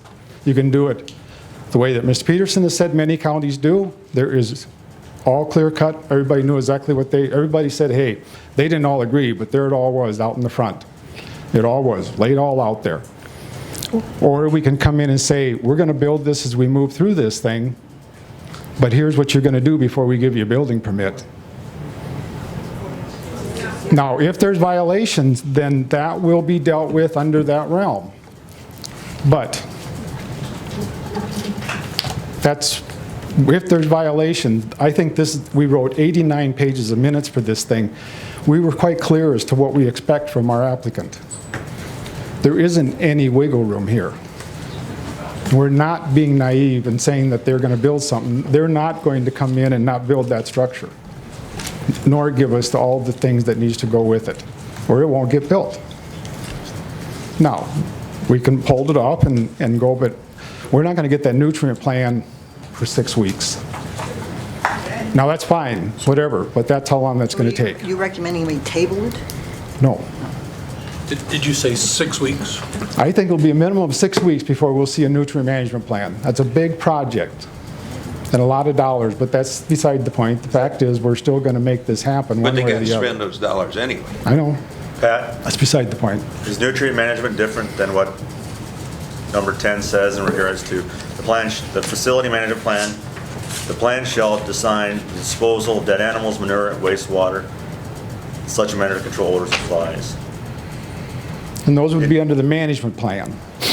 And then the nutrient down there just a little bit further, which then we have to identify the fields, test the soil, assure that the fields are being properly applied, that they're knifed in and not surface or irrigated applied. But that's all detailed in detail in the nutrient management plan.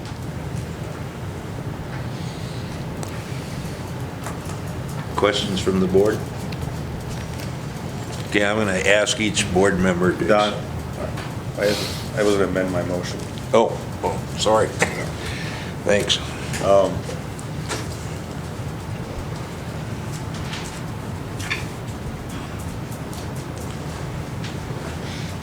My motion is to send this back to the Planning and Zoning Board to have a facility management plan presented to the Planning and Zoning Board,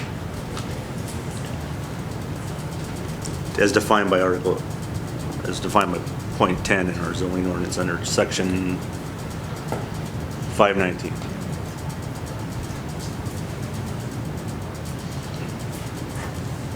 Okay, here's a second.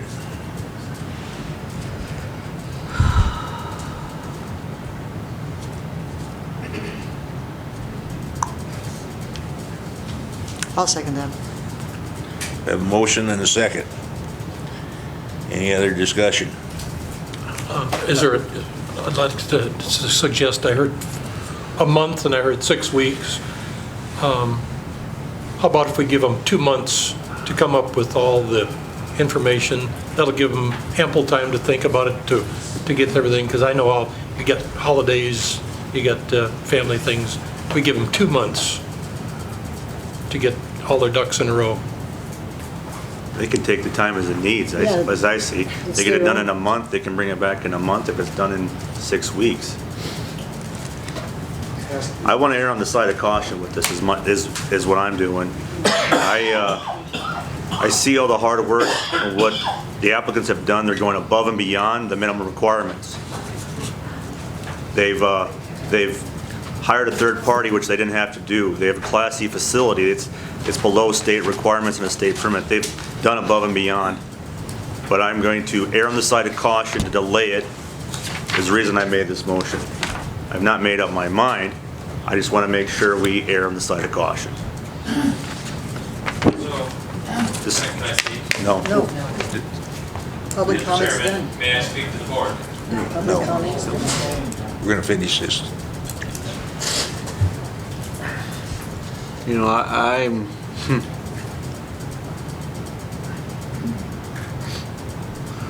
we have a policy and procedure. We've heard it stated that it's been met. We've heard it stated that there's no problem with the opposition's opposition. A little bit frustrated right now. Well, here's the deal, the way I'd look at that. And I don't know that if this can be done in the timeframes that we're talking about, but we're asking them to go back and do things that they have to do in order to get this thing approved anyway. So we're not asking the applicants of anything extra, other than they got the risk of whether we can approve it at the end of the time. I feel okay. So let me finish, Ray. If in fact we move with the motion and Mr. Peterson elects to file a lawsuit, it'll be 2 years before this thing is decided, and I suspect that anybody's interested in whether this is done or not will, at least going forward, it will be gone. So I see that as disastrous if the process is to move forward. And so do the stuff, get it out in the open, let everybody see it. My guess is it'll still be just exactly as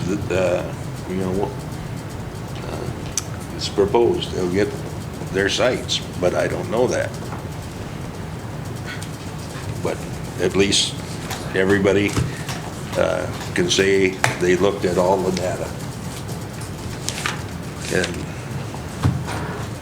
that's the way I'm looking at it. I want you to have those answers before it goes to, we got to vote. When we vote, then any other discussion? We have a motion on the table. I don't think it's been amended. All in favor say aye. Don, wait, I would ask for a roll call vote. Roll call. Gary? On the table.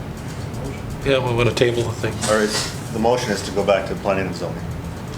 To go back to planning and zoning, that's what it is. I'm sorry, I can't, this thing isn't working. It's not in your ear. I'm sorry, what? It's not in your ear. Well, just the other part is. Anyway. Gary? Yeah, I think it should go back to planning and zoning. Yeah. Yes. Todd? Yes. Ray? No. Don? Yes.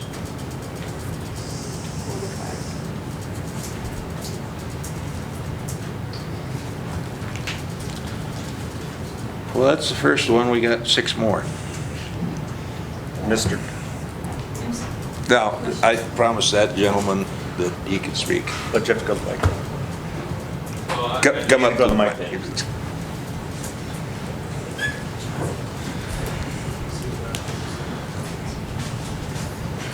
My name's John Reeby. I live at 30626 446 Avenue, Mission Hill, South Dakota. Well, first thing is, I don't know how you just moved on with that at all. We were here for a reason. They were to have all sorts of different plans in place, a site plan for one, and it was stated by Mr. Tom Woods that, you know, we're looking at a Class C facility when you don't even know if it's a Class C facility because, well, you haven't seen the site plan, so you don't know where that manure is going to be spread. You don't know how close these buildings are gonna be. So I don't know why you would move forward with any of these, why you would table it, or why you would send it back to the Planning and Zoning Committee. There shouldn't be a case at all. That should have been a no. And Mr. Garrity standing up here as well, I want to point out, there should have been no more talk from him at all. He gets up here and that was a lot of we statements. We are going to have a plan. We are going to do this. We are going to do that. That's not how it's supposed to be. That is bias. He needs to be recused from this whole situation, as should some of you. Don Kettering, Tom Woods. My name is Todd. Todd Woods, Don Kettering. I think you know what you need to do, and you're refusing to do it. So my question to you is, why should we recuse ourselves? I don't know. Why don't you look into, your ordinances and see what a conflict of interest is, and see how you would benefit from, maybe anything that has to do with these buildings. You think about that. I don't need to answer your question. Well, I would like you to answer that question. Let's let it go. Let's let it go. If you read through your notes. I have read through my notes. Thank you. Yes, ma'am. But you have to go to the podium. You have to get this under control.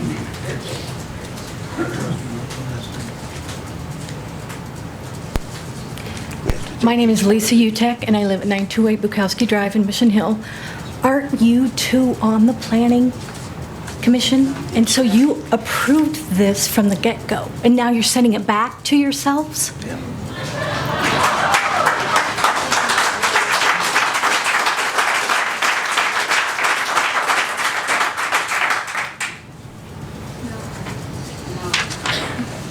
Dan? Then we're going to go on to the next one. Hello, my name is Dan Klemish, Yankton County resident. I'm also a member of the Zoning and Planning Board.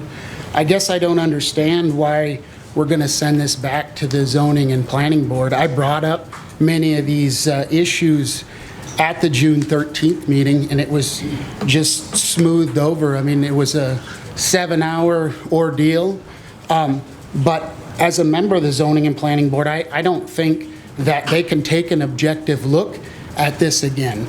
I just think, many of the, two of you guys are already on the Zoning and Planning Board. How are we going to get a different result than what we already had? I mean, all these issues were already brought up, and we were told it wasn't an issue and that we didn't need to do this. So I guess I don't understand what going back to the Zoning and Planning Board is going to do for these applications. Is that all? Thank you.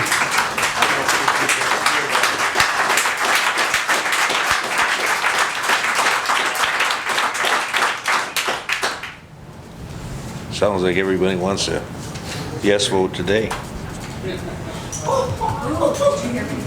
Okay. Rob, do we need to take each of the next 6 separately? Application? Can I have a question? Yep. Can we make one motion to cover all 7? If we wanted to do the same for each one? Or do we have to take each one individually?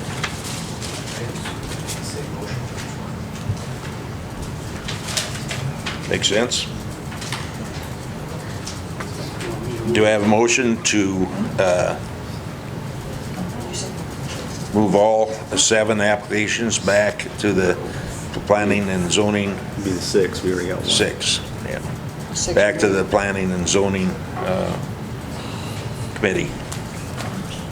I'll make that motion to send the other 6 applications back to planning and zoning underneath the same requirements as our first motion. I'll second. Discussion? Roll call vote. Roll call vote. Pam? Yes. Todd? Yes. Ray? No. Don? Yes. Gary? No. You do not want it sent back? You don't want it sent back to planning and That's what he zoning? voted. He's already voted.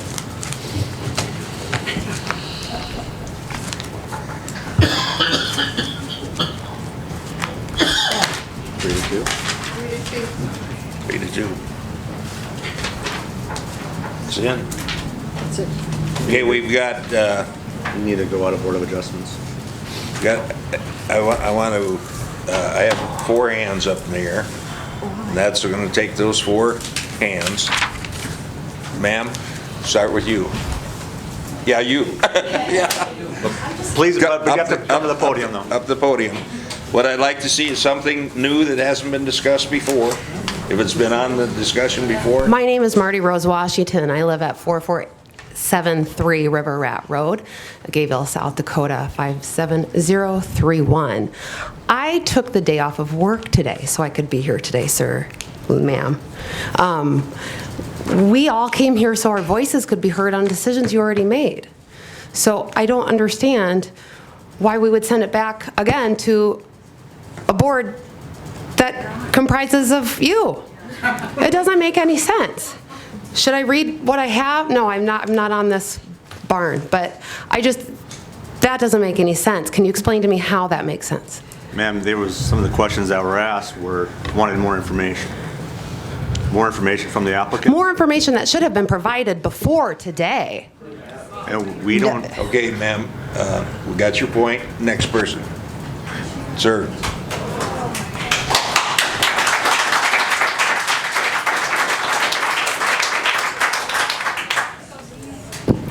Bring it down to my level. My name is Daniel Grant, 30626 446th Avenue, Mission Hill. I only know one member on the board. I knew him from when I was younger. I will applaud Don into doing what you've done tonight. You've completely changed my look of you for now. So I appreciate you taking the right actions. I do have a question though. You're going to table the other 6, which have actually variances that are asked for compared to the first barn. So if those 6 are different than the first barn, why are you just automatically sending all of them back without having some conversation on these barns? Next. Ma'am.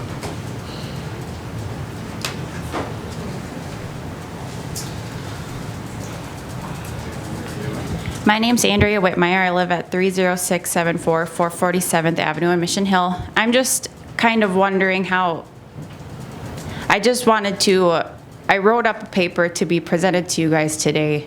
Can I, ask it to be on public record? Because a lot of people did this. You can state it if it's something new. If it's the same things that we've all talked about today, I would just appreciate that you hand it in and make it public record. Okay. Ms. Whitmire, We've got it. it's part of public record. We've- If you Okay. would like, you can take my copy and read it. No, I mean, it's part of public record. it's in our pocket. No. No. It's part of public record and it's available on the internet, on our website. This packet is with all the count. So that's up to, It's up to you to read it if you want. If it's the same things we've been talking about, I'm going to ask you to sit down.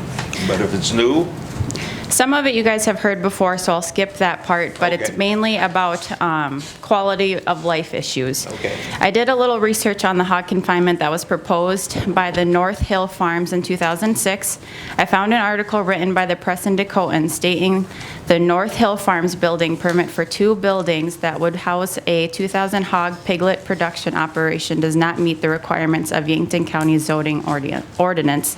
The Yankton County Commission, acting as the Board of Adjustment, voted 4-1 to deny the permit. A previous commissioner said the permit was rejected contrary to the best interest of the County of Yankton due to the anticipated negative environmental impacts of the general public safety and welfare based on the significant population density in the proposed area. With these hog confinements being proposed as a natural curtain barn and a natural air vent, the transmission of disease from hog to person is high and creates a negative environmental impact impact to the general public safety. That's all I wanted to say. I'll submit my testimony for the record. Thank you. that's brand new. We haven't heard that.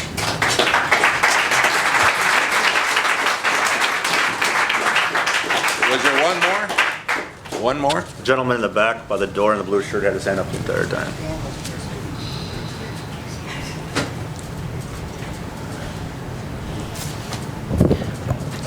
Good evening. My name is Trevor Gaden. I live at 117 Lookout Trail, Mission Hill, South Dakota. I am directly south of one of the proposed facilities, basically surrounding all the proposed facilities. One of the statements that was made tonight by the engineer was we're going to be doing drill samples to test for soil quality and moisture.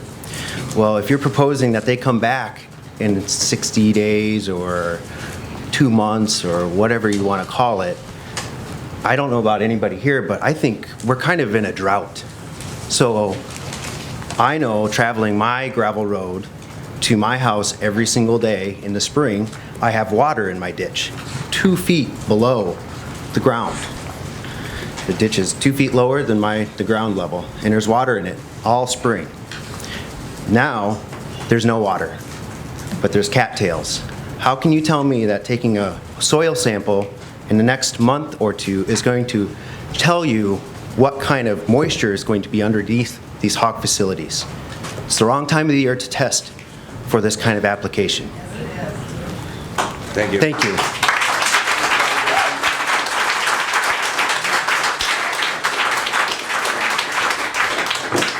Mr. Chairman, make a recommendation to go out of the Board of Adjustment. Have a motion to go out of Board of Adjustment. Pardon? I thought we get an hour to speak on each farm. We've tabled, No, we've we- tabled all the, we we've tabled tabled them all. Yeah. No real reason. How convenient. Well, I second that motion. Mr. Chairman? Yes.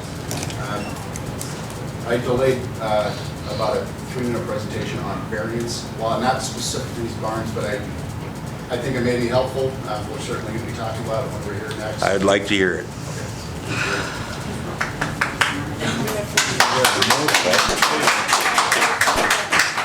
We've got a motion and a second. We don't have a second. We have a motion and a second to go out, so I didn't hear Ray's second. just, I did second that. I'm sorry. all in favor, say aye. Aye. Aye. Carried. Motion, Yeah. motion carries. I'll agree with it. Now we're out of it. Thanks. Thank you, Mr. Chairman. Just wanted to share a little thoughts on variances, and they're a unique beast in zoning law. You look at your definition of variance, it's in your opening definitions, and then you look specifically at 1907-10 that also talks about how variances can be used. And they're both consistent, and it's consistent with every other county I've ever seen. Is a variance may be used to relax rules, setbacks, other requirements that would otherwise stop a permitted use from going forward. Not a conditional use. And that there's a very important distinction. In your ag zoning law, it lays out what are permitted uses, things that I as a landlord don't have to come and get your permission to do. Build a house. I need a building permit, but I don't need special permission to then live in it. Agriculture is also a permitted use, which I would submit this isn't agriculture. Otherwise, they wouldn't be here for a conditional use permit. It's industry. But regardless, there's a list of permitted uses, conditional uses, and prohibited uses. You know, nuclear waste dump, you can't have it anywhere, no matter what rules you want. Variances, according to your ordinances, are only applicable to things that are on the permitted use list that otherwise you can't do because you got a weird shaped lot, maybe you've got some water that's coming. I mean, just there's some oddity about the land that creates a hardship where the landowner cannot do a permitted use, something on the permitted use list. But variances cannot be used to relax setbacks or ignore rules applicable to conditional uses. And Section 105 is very specific to that, and Article 5 in several places. Mr. Pierce, I had a question. How is livestock not part of agriculture? Livestock is. Industrial, it's your ordinances. And they say permitted use is agriculture. So if what they are is agriculture, they don't need a conditional use permit. It's just a permitted use. What it is industry that involves livestock. It's not family farms. It's industry. It's big ag, if you want to call it agriculture of any type. It's These industrial. are local farmers. These are local farmers. But it's still an industrial operation.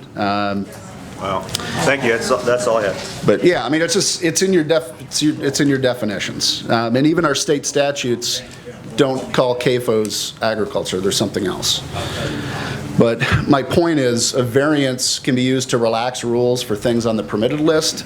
You cannot use it on conditional uses. Whatever the rules are, they are. It's the same 2/3 vote. I'm litigating in Brookings County right now. You don't have settled case law. I believe there is case law on it. I don't have it with me, Ross, but You said you're litigating it right now. in Brookings County, yes. You don't have any established law. I've got a research memo that will be turned into a brief that cites those cases and the case law. Would you be willing to share that with me? My internal memo that my clients paid me for, no. But I'd share my brief with you when it's done. Absolutely. Absolutely. So it can't be used for conditional, to expand conditional uses. It's the same 2/3 vote for variance as it is to conditional use permit. And just think about that for a moment.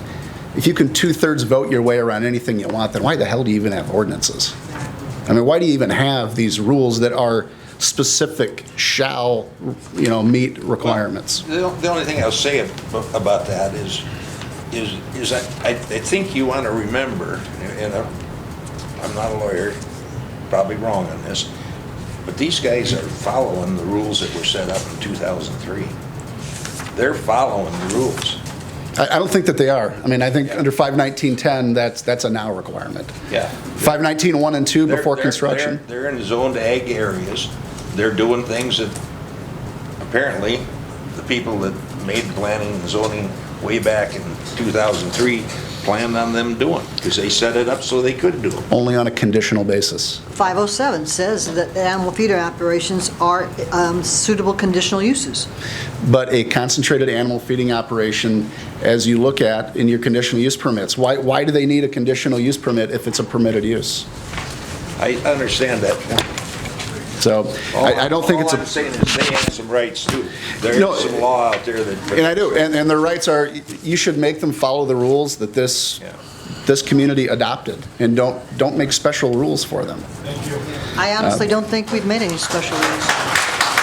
In particular, I think what demonstrates my point under 519.8, it says specifically the Board of Adjustment may use a variance to decrease setbacks that are otherwise applicable for the owner's own residence.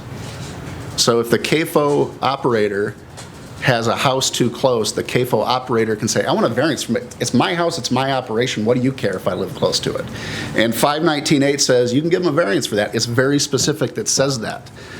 That is not in any of the other requirements. And it's because that exception proves the rule that I just told you. You can't use variances to get around conditional uses. I think under 519.5 as well, 519.5 is the 660-foot property line setback that is the subject of 6 of the 7 variance applications. And it says under 519.5, the Board of Adjustment may mandate setbacks greater than those required. That's the rules. You can't make them smaller. I think one of the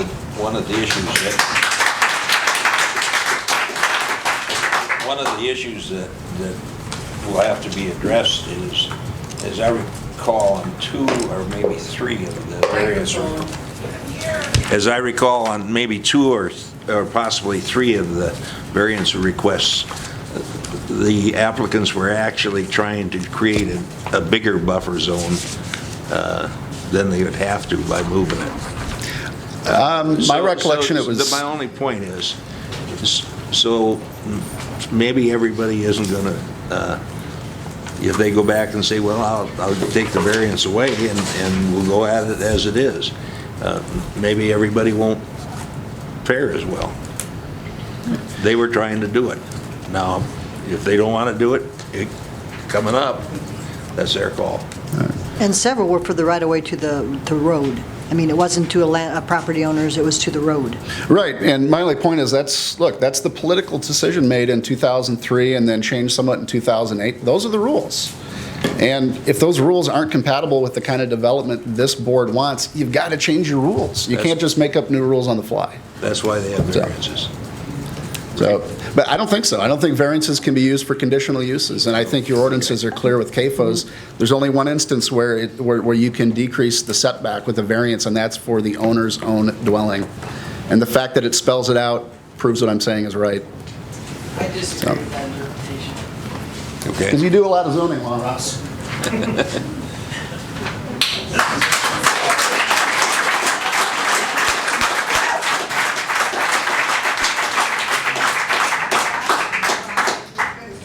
I'd entertain a motion to adjourn. I got one more thing, Don. Okay. Now that this has been tabled, and it's going to be, what, 6 weeks, 2 months off, I believe we need a change of venue, because this is not fair.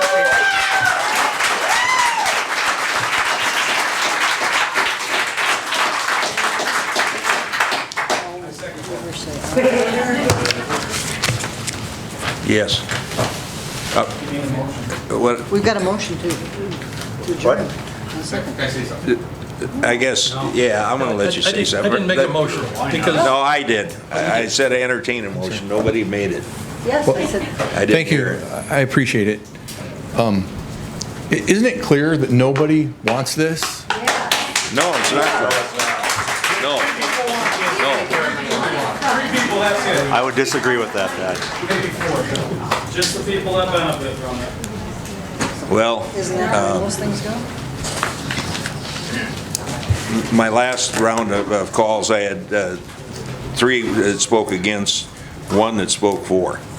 So there's at least one person out there that speaks for it.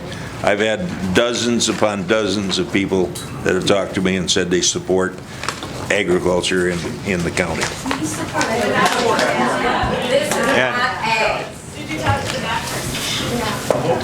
I would like to make one comment, Don. I've had multiple calls for these permits. I've had calls and emails against this permit, but it's been more than 4. I've had many calls in support of this. So there's let me finish, please. Just because they didn't come up and speak doesn't mean there's not support for this. You have. Yeah, sure he did it too. Yeah, now that we're going back to planning. Yeah, he did it. So. Seems like there is a lot against it, isn't there? You don't know, we don't know, let's all know together. Right. Okay, I'm going to make a motion to adjourn. let me close with one thought. There's 3 guys sitting here that are acting on county ordinance, and if I were them 3, I'd be considering whether I would be suing the county. Because they're acting on county ordinance that's in effect. And because some one of you doesn't like a little bit of smell. Come up here and say that. Is my help. It's not to do with. I said some of you. Yeah. I said some of you. Mr. Chairman? Yes. There's a motion to adjourn. Have a motion to adjourn. I'll second that motion. All in favor, say aye. Aye.